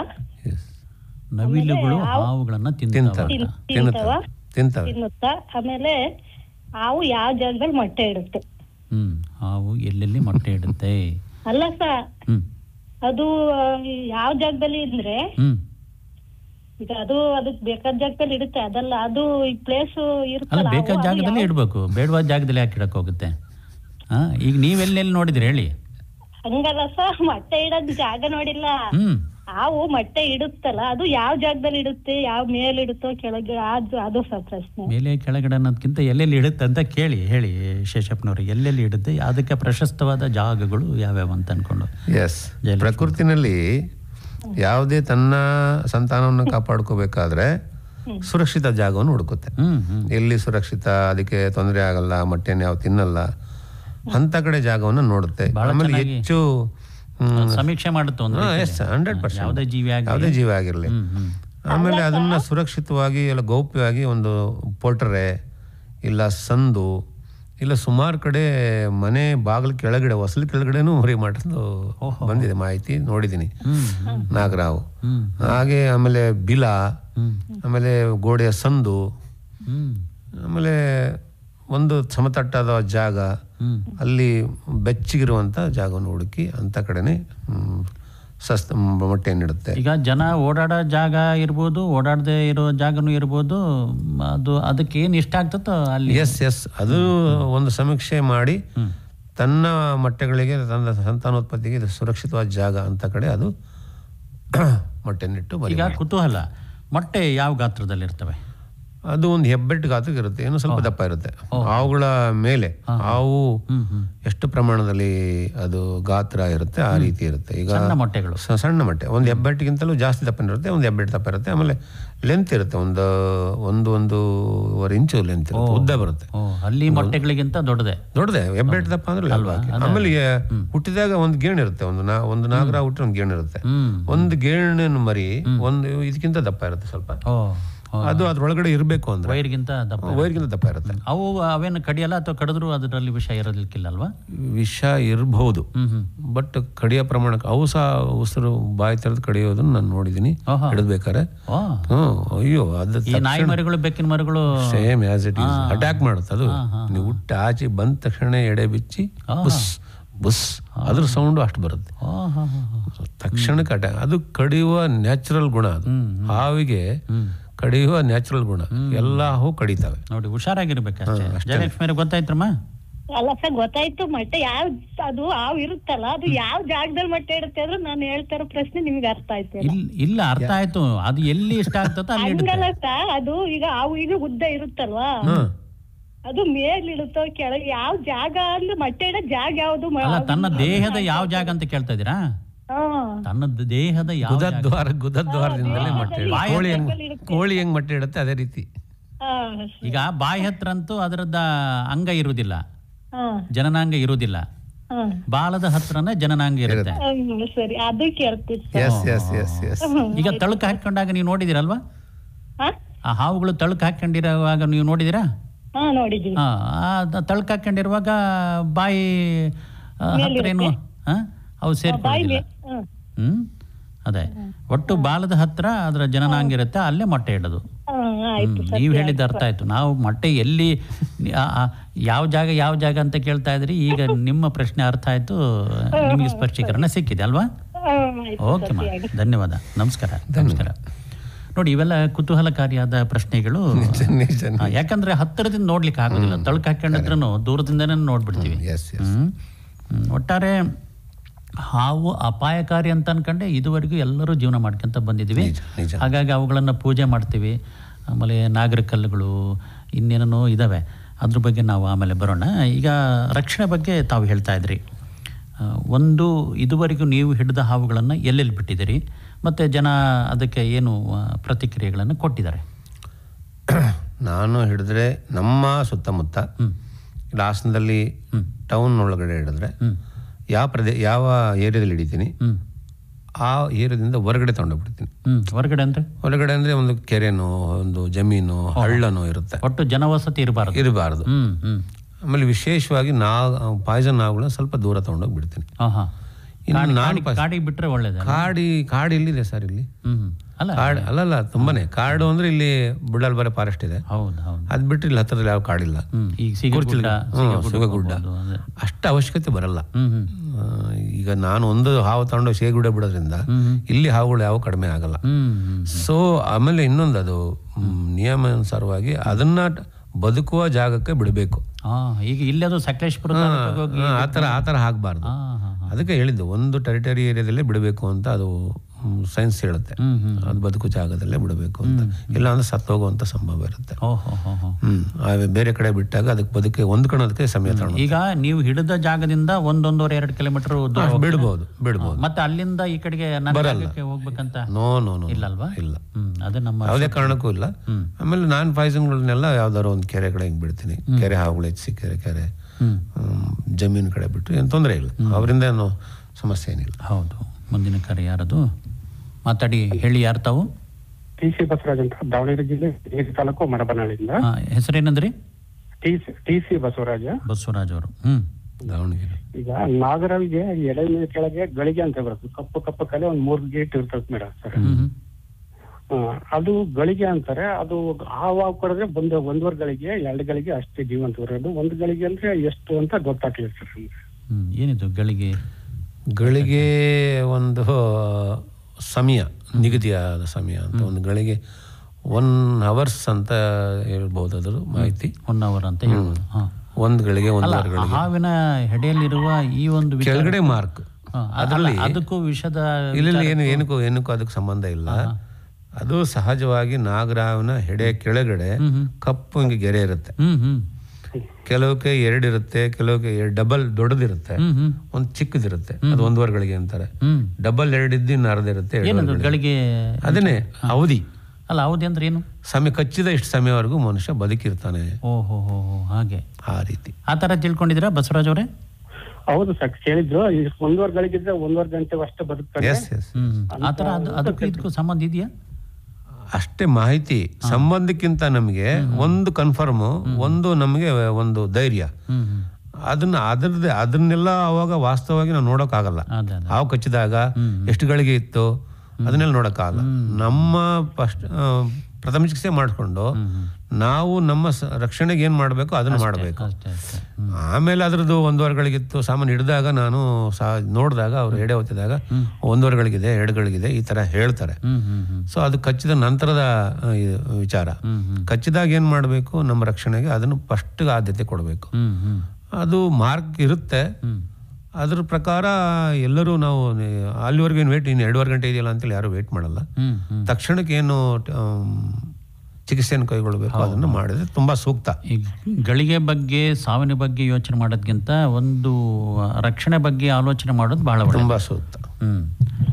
ಅರ್ಥ ಆಯ್ತಾ? ಅರ್ಥ ಆಯ್ತು ಸರ್. ಇನ್ನೊಂದು ಪ್ರಶ್ನೆ, ಒಬ್ಬ ಗರ್ಭಿಣಿ ಸ್ತ್ರೀಯರು ಎಲ್ಲರೂ ಓಡಾಡಕ್ಕಾದ್ರೆ ಅದ್ರ ಕೆಳಗಡೆ ಹಾವು ಹೋಗಿದ್ರೆ ಆ ಹಾವು ಮನೆ ಸುತ್ತಾನೆ ಇರ್ತತಿ ಅವ್ರು ಡೆಲಿವರಿ ಆಗೋ ಟೈಮ್ ತನಕ ಅಂತ ನಂಬಿಕೆ. ನಾನು ಹೋದ ಕಡೆ ವಿಚಾರ ಕೇಳಿದೀನಿ. ಗರ್ಭಿಣಿ ಸ್ತ್ರೀ ಎದ್ರಿದ್ರೆ ಹಾವು ಹೊಡೆಯಬಾರ್ದು ಇದೆ ತುಂಬಾ ಸಾಕಷ್ಟು. ಆಮೇಲೆ ಹಾವಿನ ಒಂದು ರೀತಿನೇ ಜನ್ಮ ತಾಳುತ್ತೆ ಆ ಥರ ಏನೋ ಆದ್ರೆ ಅಂತೇಳಿ. ಅದೇ ಈಗ ನಾವು ಇದನ್ನ ವೈಜ್ಞಾನಿಕವಾಗಿ ತಗೊಂಡಾಗ ಅದನ್ನ ಇಲ್ಲ ಅದರ ಭಾವನೆಗಳಿಂದ ಮತ್ತು ಆಧ್ಯಾತ್ಮದಲ್ಲಿಂದ ಈಗ ಭಾವನೆಗಳೇ ಮೇನ್. ನಾವು ಬದುಕಲಿಕ್ಕೆ ಭಾವನೆಗಳೇ ಮೇನ್. ನಮ್ಮ ಮನಸ್ಸು ಏನು ಯೋಚಿಸುತ್ತೆ ಆ ರೀತಿ ನಮ್ಮ ಭಾವನೆಗಳು ನಾವು ಹೋಗ್ತೀವಿ. ಅದಕ್ಕೆ ಹಾವುಗಳ ರಕ್ಷಣೆಗೆ ಇದೊಂದು ಒಳ್ಳೆ ಭಾವನೆ ಅಂದ್ರೆ ತಪ್ಪಾಗ್ಲಾಗ್ತದೆ. ನಿಜ. ಆದ್ರೆ ಅದಕ್ಕೂ ಇದಕ್ಕೂ ಸೂಕ್ತವಾದ ಹಿನ್ನೆಲೆ ಎಲ್ಲ ಅದಕ್ಕೆ ಇನ್ನೂ ವೈಜ್ಞಾನಿಕ ಕಾರಣವನ್ನು ಕೊಡ್ಲಿಕ್ಕೆ ಆಗೋದಿಲ್ಲ. ಬಸವರಾಜರೇ ಧನ್ಯವಾದ, ನಮಸ್ಕಾರ. ನಮಸ್ಕಾರ. ಈಗ ರಕ್ಷಣೆ ಬಗ್ಗೆ ನಾವು ಮಾತಾಡ್ತಾ ಇದ್ವಿ. ಒಟ್ಟಾರೆ ತುಂಬ ದೂರ ಹೋಗಿ ಬಿಡೋದ್ಕಿಂತ 1-2 ಕಿಲೋಮೀಟ್ರು ಆಚೀಚೆ ಬಿಟ್ಟು ಬಂದ್ಬಿಟ್ರೆ ಅದೇ ಇಲ್ಲಿ ನಮ್ಮ ಸುತ್ತಮುತ್ತ ಕೆರೆಗಳಿದೆ, ಸಣ್ಣ ನಾಲೆಗಳಿರುತ್ತೆ, ಮನೆಗಳಿರಲ್ಲ, ಅವು ಸುರಕ್ಷಿತ ಬದುಕಬಹುದು ಅಂತ ಕಡೆ ಬಿಟ್ಟರೆ. ಹೌದು, ಹಾವುಗಳ ರಕ್ಷಣೆಗೆ ದೇಶದಲ್ಲಿ ಸಂಶೋಧನೆ ನಡೀತಾ ಇದೆ, ಪಾರ್ಕ್ಗಳಿದಾವೆ, ಸಂಸ್ಥೆಗಳು ಇದಾವಲ್ವಾ? ಹಾವು ಪಾರ್ಕ್ ಇದೆ, ಹಾವು ರಕ್ಷಣೆಗೆ ಅದರದೇ ಆದ ಒಂದು ಸಂಸ್ಥೆ ಇದೆ. ಕರ್ನಾಟಕದಲ್ಲಿ ಬಹಳ ವ್ಯವಸ್ಥಿತವಾಗಿ ಸಂರಕ್ಷಣೆ ಮಾಡಿಕೊಂಡು ಅದ್ರ ಬಗ್ಗೆ ಅಧ್ಯಯನ ಮಾಡೋರು ಯಾರಂತ? ಕರ್ನಾಟಕದಲ್ಲಿ ಇಲ್ಲ, ಮದ್ರಾಸಲ್ಲಿ ಇದೆ ಅಂತ ನಾನು ಕೇಳಿದ್ದೀನಿ, ಮತ್ತು ಬಾಂಬೆನಲ್ಲಿ. ಪುತ್ತೂರಿನಲ್ಲಿ ರವೀಂದ್ರನಾಥ್ ಐತಾಳ್ ಅವರು ಅದನ್ನೇ ರಕ್ಷಣೆ ಅಷ್ಟೇ, ರಕ್ಷಣೆ ಮಾಡಿ ಒಂದು ರೀತಿಯಲ್ಲಿ ಅಧ್ಯಯನ. ಅದು ಅವ್ರಿಗಿಲ್ಲ, ಅವ್ರು ಮಾಡ್ತಾ ಇಲ್ಲ ಅಂತ ಕಾಣುತ್ತೇನೋ. ಅವ್ರಿಗೆ ಸಾಕಷ್ಟು ವಿವಾದಗಳಾಗೇನೋ ಬಿಟ್ಟು ಅಂತ ಸರಿಯಾದ ಮಾಹಿತಿ ಇಲ್ಲ. ಪುತ್ತೂರಿಗೆ ಹೋಗಿದ್ದೆ ಒಂದ್ಸಲ, ಸಿಗ್ನಿಲ್ಲ ಅವರ ಸಂಖ್ಯೆಯನ್ನು ಸಿಗ್ನಿಲ್ಲ ನನ್ನ ಹತ್ರ. ಹೌದಾ? ಹೋಗಿದ್ದೆ ಅಲ್ಲಿಗೆ ಸಹ, ಸಿಗ್ನಿಲ್ಲ ಒಂದು ಸಣ್ಣ. ಸೊ ಇಲ್ಲಿ ಸಂರಕ್ಷಣೆಗೆ ಆದ್ಯತೆ ಸರ್ಕಾರದಿಂದ ಪಡಿಬೇಕು. ಮತ್ತೆ ಹಾವಿನ ವಿಷದಿಂದ ಕೋಟಿಗಟ್ಟಲೆ ಆದಾಯ ಇದೆ. ಹಾವಿನ ವಿಷವನ್ನ ಸಾಕಷ್ಟು ಔಷಧ ಸಾಗಾಣಿಕೆಯಲ್ಲೂ ಮಾಡ್ತಾರೆ. ಅದು ಮಾಡೋದು ತಪ್ಪು, ಅದು ಅಫೆನ್ಸ್. ಹೌದು ಹೌದು. ಮುಂದಿನ ಕರೆ ನೋಡೋಣ. ನಮಸ್ಕಾರ, ಹೇಳಿ, ಯಾರು ತಾವು? ಸರ್ ನಮಸ್ತೆ, ನನ್ನ ಹೆಸರು ಹೇಮಾಕ್ಷಿ ದಾಸ್ ಶೆಟ್ಟಿ ಅಂತ. ಇಲ್ಲಿ ಉದಯಗಿರಿಯಿಂದ ಸರ್, ಹಾಸನ್. ಏನಂದ್ರೆ? ಹಾಸನ್ ಉದಯಗಿರಿಯಿಂದ. ಮಾತಾಡಿ ಹೇಮಾಕ್ಷಿ ಅವರೇ. ಅದೇ ಸರ್, ನಮ್ಮನೆ ಹತ್ರ ತುಂಬಾನೇ ಹಾವುಗಳು ಸರ್ ಇಲ್ಲಿ. ತುಂಬಾನೇ? ಪಾರ್ಕ್ ಮಾಡ್ಬಿಟ್ರಾಯ್ತಾ ಹಾವಿನ ಪಾರ್ಕ್? ಅದೇ ಹಂಗೆ ತುಂಬಾನೇ ಅಂತಂದ್ರೆ ಎಷ್ಟು ನೋಡಿದಿರಮ್ಮ? ನಾವು ಬಂದು 20 ವರ್ಷದಿಂದ ಸರ್ ಎಷ್ಟು ಸಾವಿರ ನೋಡಿದೀವಿ ಅಂತಲೇ ಗೊತ್ತಿಲ್ಲ, ಅಷ್ಟು ಇದೆ. ಅಲ್ಲ, ಎಷ್ಟು ಸಾವಿರ ಅಂತ ಹೇಳ್ತೀರಾ? ಹೌದು ಸರ್, ಈಗ ಸ್ವಲ್ಪ ಕಡಿಮೆ ಆಗಿದೆ. ಈಗ ಅಂದ್ರೆ ಇಲ್ಲಿ ಸುತ್ತಮುತ್ತಲ ಮನೆಗಳಾಗಿದ್ವಾ, ಹಂಗಾಗಿ ಸ್ವಲ್ಪ ಕಡಿಮೆ ಆಗಿದೆ. ನಿಮ್ ಮನಸ್ಸಿನಲ್ಲಿ ಸಾವಿರಾರು ಇಟ್ಕೊಂಡ್ಬಿಟ್ಟಿದ್ದೀರಿ. ಹೌದು ಸರ್, ಯಾಕೆ ಅಂದ್ರೆ ಒಂದ್ ದಿವಸ ಊರಿಗೆ ಹೋದಾಗ ಮನೆ ಒಳಗ್ ಬಂದು ಹ್ಯಾಂಗರ್ ಅಲ್ಲಿ ಉದ್ದಕ್ ಮಲ್ಬಿಟ್ಟಿತ್ತು ಸರ್, ಬಟ್ಟೆ ಮೇಲೆ. ಅದ್ ಎಲ್ಲಿಂದ ಬಂತು ಅಂತಲೇ ಗೊತ್ತಿಲ್ಲ ನಮಗೆ. ಅಲ್ಲ, ಈಗ ಏನ್ ವಿಷಯ ಹೇಳಿ? ಅದು ಏನಿಲ್ಲ ಸರ್, ಅದು ಅವರೆಲ್ಲ ಮನೆ ಹತ್ರ ಬರ್ದಂಗ್ ಮಾಡಕ್ಕೆ ಏನ್ ಮಾಡ ಸರ್, ಅವ್ರು ಬಂದು ಇಟ್ಕೊಂಡ್ ಹೋಗಿದಾರೆ ಸರ್. ಇವ್ರು ಶಶಿಯವರು ಒಂದು ಇಟ್ಕೊಂಡ್ ಹೋಗಿದಾರೆ ನಮ್ಮ ಮನೆ ಹತ್ರ ಸರ್ಕನ್ನ. ಆಮೇಲೆ ಅದಕ್ಕಾಗಿ ನಾನು ಕೋಳಿ ಸಾಕೋದನ್ನ ಬಿಟ್ಟೆ ಸರ್, ತುಂಬಾ ಕೋಳಿ ಸಾಕ್ತಿದ್ದೆ. ಹಂಗಾಗಿ ನೀವು ಕೋಳಿ ಸಾಕ್ತಾ ಇದ್ರಂದ್ರೆ ನಿಮ್ಗೆ ಹತ್ರ ಹಾವುಗಳು ಬರ್ತಾ ಇದ್ವಿ ನಾವು. ಶೇಷಪ್ಪನವ್ರೆ, ಕೋಳಿ ಸಾಕೋ ಜಾಗಗಳಲ್ಲಿ ಕೋಳಿ ಫಾರಂ ಅಲ್ಲೂ ಹಿಡಿದಿದ್ದೀನಿ. ಮೊಟ್ಟೆ ಮರಿ ಇರೋದ್ರಿಂದ ಹಾವುಗಳು ಬರುತ್ತೆ ಹೆಚ್ಚು, ಅದರ ವಾಸನೆಗೂ ಸಹ ಗ್ರಹಿಸಿ ಬರುತ್ತೆ. ನನಗೆ ಇಂಥ ಕಡೆ ಆಹಾರ ಸಿಗುತ್ತೆ ಅಂತೇಳಿ ಅದಕ್ಕೆ ಅದರ ಅಬ್ಸರ್ವೇಷನ್ ಗೊತ್ತಾಗುತ್ತೆ. ಆ ಕಾರಣದಿಂದ ಮೊಟ್ಟೆ ಹಿಟ್ಟು ಮರಿ ಮಾಡಬೇಕಾದ್ರೆ ಕಾವಿ ಕೋಳಿಯನ್ನ ಕಡಿದು ಮೊಟ್ಟೆ ನುಂಗಿರೋದನ್ನು ನಾನು ನೋಡಿದೀನಿ. ಕಾವಿ ಕೋಳಿ ಕಡಿದು ಬಿಡುತ್ತೆ, ಅಟ್ಯಾಕ್ ಮಾಡುತ್ತಲ್ಲ ಬಂದಾಗ. ಹೇಮಾಕ್ಷಿ ಅವ್ರಿ, ಎಷ್ಟು ತೆರನಾದ ಹಾವುಗಳನ್ನ ತಾವು ನೋಡಿದಿರಿ? ನಾನು ಸರ್ ಸರ್ಪನ್ ನೋಡಿದೀನಿ, ಕೆರೆ ಹಾವು ನೋಡಿದೀನಿ, ಬಳಗಡ್ತ ನೋಡಿದೀನಿ, ಹಸ್ರಾವು ನೋಡಿದೀನಿ, ಮತ್ತೆ ಇದು ಕಡಿದ್ರೆ ಒಂಥರ ಇದೆಲ್ಲ ಕೊಳತೋಗುತ್ತಂತಲ್ಲ, ಮಂಡಲದಾವು ಅದು ನೋಡಿದೀನಿ ಸರ್. ಅದನ್ನ ನಮ್ಮನೆ ನಾಯಿನೇ ಕಚ್ಚಾಕ್ಬಿಡ್ತು ಸರ್. ಅದು ರಾತ್ರಿ ಹೊತ್ತು ಬಾಗ್ಲಲ್ಲಿ ಇತ್ತು. ನಾನ್ ನಾಯಿಗೆ ಅನ್ನ ಹಾಕಕ್ಕೆ ಅಂತ ಬಂದ್ಬಿಟ್ಟೆ, ಅದು ದಾಟಿದಾಗ ನಾನು ಕಿರ್ಕಿನ ಕಡೆ ಓಡೋದಾಗ ಅದು ಓಡಕ್ ಹೋಗ್ಬಿಡ್ತಲ್ಲ, ನಾಯಿ ಹಿಡ್ಕೊಬಿಡ್ತು. ನಾಯಿ ಹಿಡಿದು ಕಚ್ಚಾಕ್ಬಿಡ್ತು ಸರ್. ಅದನ್ನ ಮಾತ್ರ ಹಾವುಗಳ ಪರಿಚಯ ನಿಮ್ಗಿದೆ, ಧೈರ್ಯ ಇದೆಯಲ್ವಾ?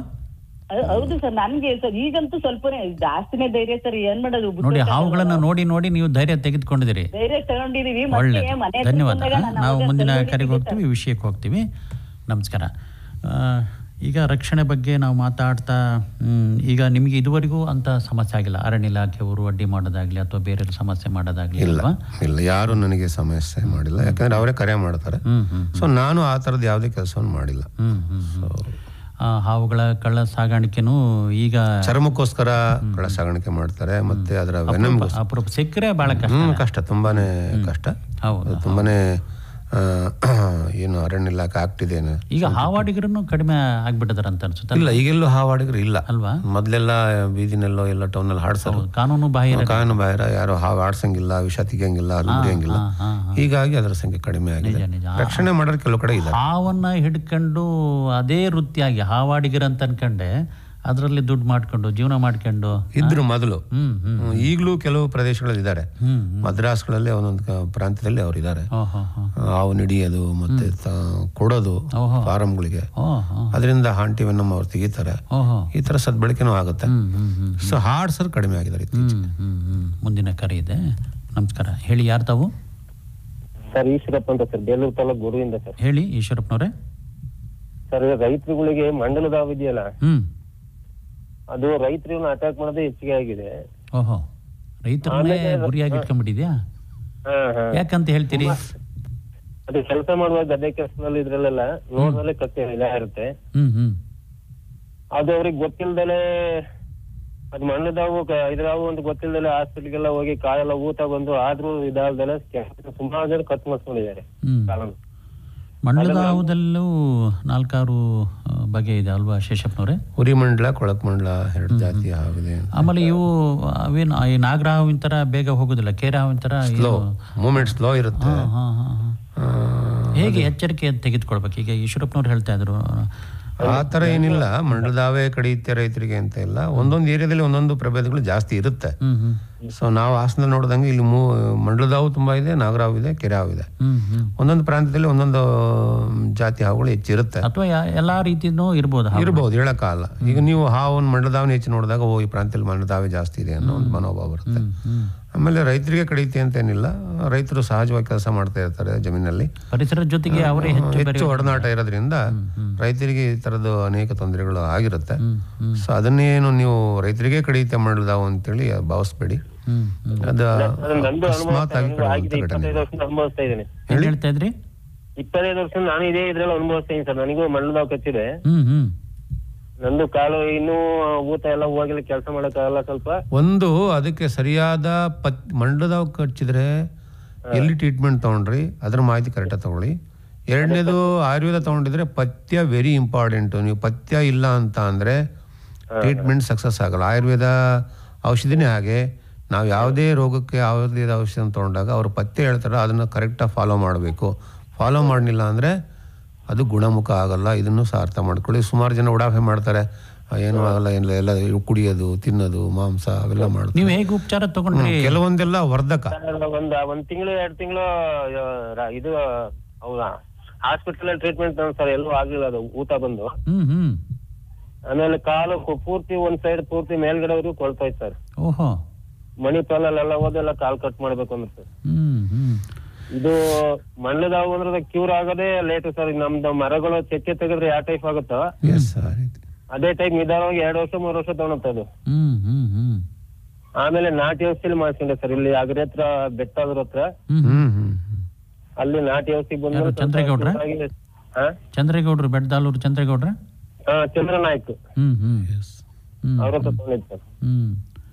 ಇನ್ನು ಉಪಚಾರ ತಗೊಳ್ತಾ ಇದೀರಿ ಅಲ್ವಾ? ತುಂಬಾ ಒಳ್ಳೇದು. ಅದೇ ನೀವು ಕೆಲವ್ರು ಏನ್ ಮಾಡ್ತಾರೆ, ಭಯದಿಂದ ಹಾಸ್ಪಿಟಲ್ ಟ್ರೀಟ್ಮೆಂಟ್ಗೆ ಹೋಗ್ತಾರೆ. ನಾನು ಮೊದಲೇ ಹೇಳಿದ ಹಾಗೆ ಸರಿಯಾದ ನುರಿತ ನಾಟಿ ವೈದ್ಯರಿದ್ರೆ ಭಯ ಒಂದು ವಿಳಂಬ. ಆಮೇಲೆ ನಾಟಿ ವೈದ್ಯರು ಸರಿಯಾದ ವೈದ್ಯರಿದ್ರೆ ಮಾತ್ರ ನೀವು ಟ್ರೀಟ್ಮೆಂಟ್ ತಗೊಳ್ಳಿ. ನೀವು ಹೇಳ್ದಂಗೆ ಈಗ ಹುಷಾರಾಗ್ತಾ ಇದೆ ನಾಟಿ ಔಷಧಿ ಅಂದ್ರೆ 100% ಗುಣ ಆಗುತ್ತೆ. ನಾನು ಸಹ ಸುಮಾರು ಜನ ನೋಡಿದೀನಿ, ಕೇಳಿದೀನಿ. ಅದೇ ಮಾಹಿತಿ ಗೊತ್ತಿರಬೇಕು, ಸರಿಯಾದ ಪಂಡಿತರು ಇರಬೇಕು, ಆಮೇಲೆ ಪಥ್ಯ ಮತ್ತೆ ಔಷಧಿಯನ್ನ ಸರಿಯಾಗಿ ಫಾಲೋ ಮಾಡಬೇಕು. ಪಥ್ಯ ಇರ್ಬೇಕು ಸರ್, ಅದಕ್ಕೆ ಮಾತ್ರ ಪಥ್ಯ ಇರ್ಬೇಕು. ಆಮೇಲೆ ಆ ತರ ಮಾಡಿ ಬೇರೆ ಬೇರೆ ಬೇರೆ ಬೇರೆ ಟ್ರೀಟ್ಮೆಂಟ್ ಮಾಡ್ಸಕ್ ಹೋಗ್ಬಾರ್ದು. ಅದು ಮಾಯದೇ ನಿಧಾನ. ಏನ್ ಪಥ್ಯ ಈಶ್ವರಪ್ಪನವ್ರೆ? ಸರ್ ಅದೇನು ನಾನು ಎಣ್ಣೆ ಐಟಮ್ಗಳು ಪದಾರ್ಥಗಳು ಏನು ತಿಂತಿರ್ಲಿಲ್ಲ, ಬರೀ ಹುಳಿಕಾಳು ಸಾಂಬಾರಿ ಉಪ್ಪು ಖಾರ ಬಿಟ್ರೆ ಇನ್ನೇನು ಇಲ್ಲ. ಹಣ್ಣು ಹಂಪಲು ತಿಂತಿರ್ಲಿಲ್ಲ. ಪ್ರತಿಯೊಂದು ಯಾವುದೇ ನೀರುಳ್ಳಿ ಹಾಕ್ತಂಗೆ ಸಾಂಬಾರು ತಿಂತಿದ್ದೆ, ಚಟ್ನಿಗೂ ಕಾಯಿ ಹಾಕ್ತಿರ್ಲಿಲ್ಲ, ಬರೀ ಕಟ್ಟೆ ಉಪ್ಪು ಖಾರ ಅಷ್ಟೇ ಇದ್ರೆಲ್ಲ ಇದ್ದೆ ಸರ್ 2 ವರ್ಷ. ನಿಮ್ಗೆ ಒಳ್ಳೇದಾಗ್ಲಿ. ಇನ್ನು ನಿಮ್ಮ ಆರೋಗ್ಯ ಚೆನ್ನಾಗಿ ಸುಧಾರಣೆ ಅಂದ್ರೆ ನನ್ನ ಪಕ್ಕದಲ್ಲಿ ಆರೋಳಿ ಒಂದು ಹುಡುಗಂದು ಈ ಮೊನ್ನೆ ಒಂದು ವಾರದಲ್ಲಿ ಕಾಲ್ ಕಟ್ ಮಾಡಿರ್ ಸರ್. ಅದೇ ಮಂಡಲದಾವು ಕೇಸೆ. ಅದು ಸುಮಾರು ಸವನು ಗುದ್ದಾಡಿದ ಆಗಿ ಅವ್ನ್ ಬೇಕ್ರಿ ಎಲ್ಲ ಅಲ್ಲೆಲ್ಲ ಎಣ್ಣೆ ಐಟಮ್ಗಳೆಲ್ಲ ಜಾಸ್ತಿ, ಅವ್ರ ಫುಡ್ ಐಟಮ್ಸ್ ಮೇಂಟೈನ್ ಮಾಡ್ದಲೆ 7-8 ವರ್ಷ ಆಗಿತ್ತು ಅವನಿಗೆ ಕಡ್ದು. ಈಗ ಮೊನ್ನೆ ಕಾಲ್ ಕಟ್ ಮಾಡಿದ್ದಾರೆ. ನೋಡಿ, ಈಗ ಮಂಡಲದಾವಿನಿಂದನೇ ಕಾಲುಗಳು ಹೋಗ್ಬಿಡ್ತವೆ. ಇನ್ನು ಕಾಳಿಂಗ ಸರ್ಪ ಬೇಗ ಸಾಯಿಸ್ಬಿಡುತ್ತೆ. ಒಂದು ರೀತಿಯ ಅತಿಯಾದ ವಿಷಕಾರಿ ಅಲ್ವಾ? ತುಂಬಾನೇ ಹಾವುಗಳಲ್ಲಿ ಅತಿಯಾದ ವಿಷ ಅಂದ್ರೆ ಕಾಳಿಂಗ ಸರ್ಪ ಒಂದೇ ಈ ಭೂಮಿಯಲ್ಲಿ, ಪ್ರಪಂಚದಲ್ಲಿ. ಪಶ್ಚಿಮ ಘಟ್ಟಗಳಲ್ಲಿ ಹೆಚ್ಚಾಗಿ ಕಾಣೋದು. ಪಶ್ಚಿಮ ಘಟ್ಟ ಆಗುಂಬೆ ನಮ್ಮ ಭಾರತದಲ್ಲಿ ಹೆಚ್ಚು. ಅದು ಬಿಟ್ರೆ ನಾಗಾಲ್ಯಾಂಡ್ ಆ ಕಡೆನೂ ಸಹ ಇದೆ. ನಾಗರಹಾವಿನಿಂದ ಈ ಥರ ಈ ಮಂಡಲದಾವಿನಷ್ಟು ಅಪಾಯ ಇಲ್ಲ ಅಂತ ಅನ್ಸುತ್ತಲ್ವಾ? ಇಲ್ಲ, ವಿಷ ಎರಡೂ ಒಂದೇನೆ. ಸೊ ಅದನ್ನು ಕಡಿದಾಗ ನಾವು ಯಾವ ಸಮಯಕ್ಕೆ ಟ್ರೀಟ್ಮೆಂಟ್ ತಗೊಳ್ತೀವಿ ಅದು ಡಿಪೆಂಡು.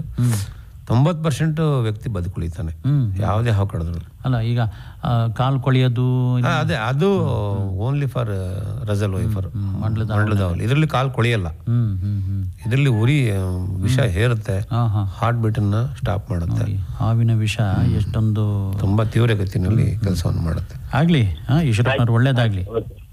ನಮಸ್ಕಾರ. ನಮಸ್ಕಾರ ಕೇಳಿದ್ರೆ, ನಾವು 11:15 ಕಾರ್ಯಕ್ರಮವನ್ನು ಮುಕ್ತಾಯ ಮಾಡ್ತೀವಿ. ಇನ್ನು 10 ನಿಮಿಷ ಇದೆ.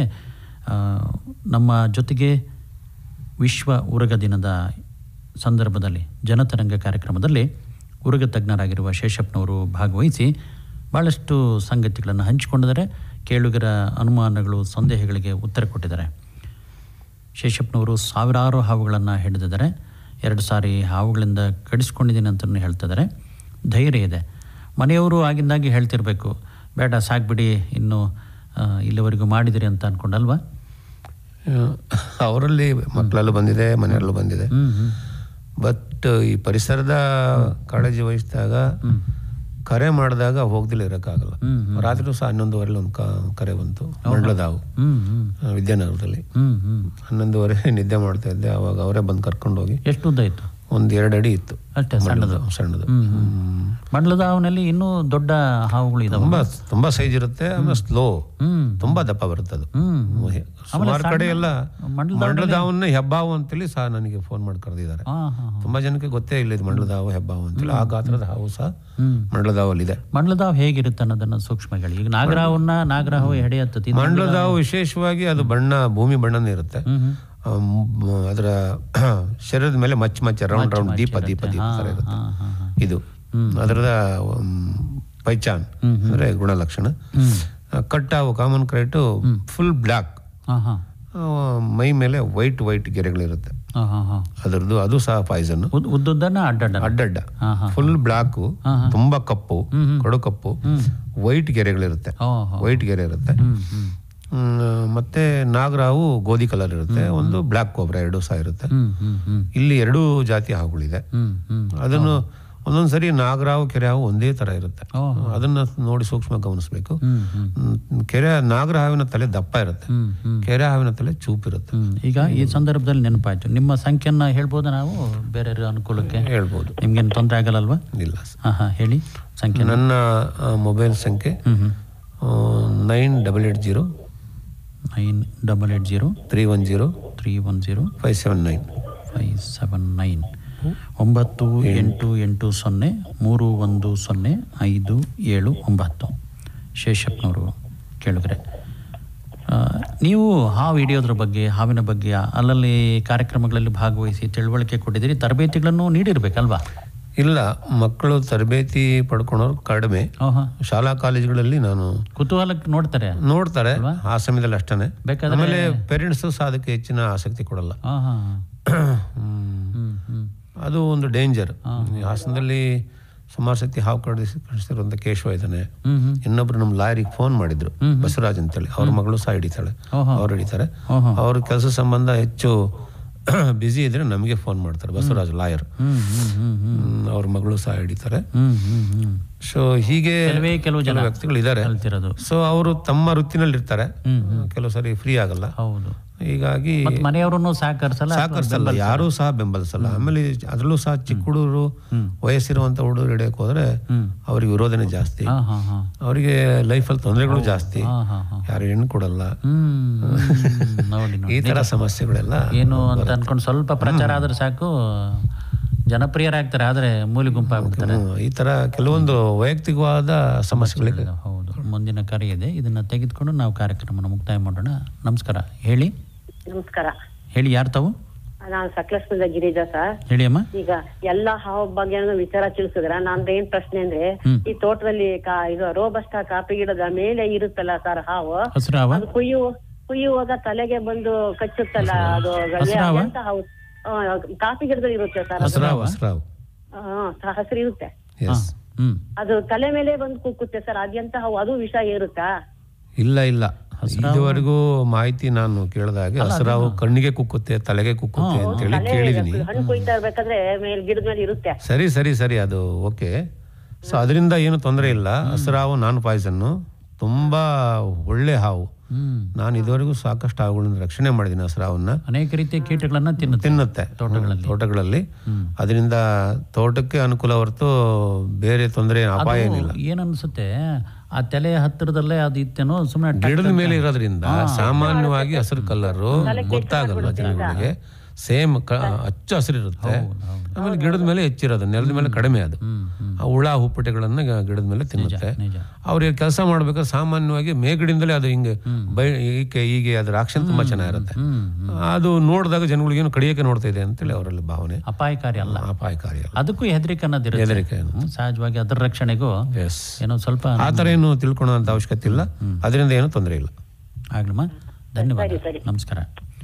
ಕೇಳಿದ್ರೆ 1.5 ಗಂಟೆಗಳ ಕಾಲ ಇವತ್ತು ವಿಶ್ವ ಉರಗ ದಿನದ ಸಂದರ್ಭದಲ್ಲಿ ಉರಗ ತಜ್ಞರಾಗಿರುವ ಶೇಷಪ್ಪ ಅವರ ಜೊತೆಗೆ ಮಾತುಕತೆ, ನೇರ ಸಂವಾದವನ್ನು ಆಲಿಸ್ಕೊಂಡ್ರಿ. ನೀವು ನಿಮ್ಮ ಸಂದೇಹಗಳನ್ನು ಬಗೆಹರಿಸ್ಕೊಂಡಿದ್ರಿ. ಇನ್ನೂ ಕೆಲವಾರು ವಿಷಯಗಳು ಇರಬಹುದು, ಸಂಖ್ಯೆನ ಕೊಟ್ಟಿದ್ದೀವಿ ಶೇಷಪ್ಪನವ್ರ ಜೊತೆಗೆ ಮಾತಾಡಿ.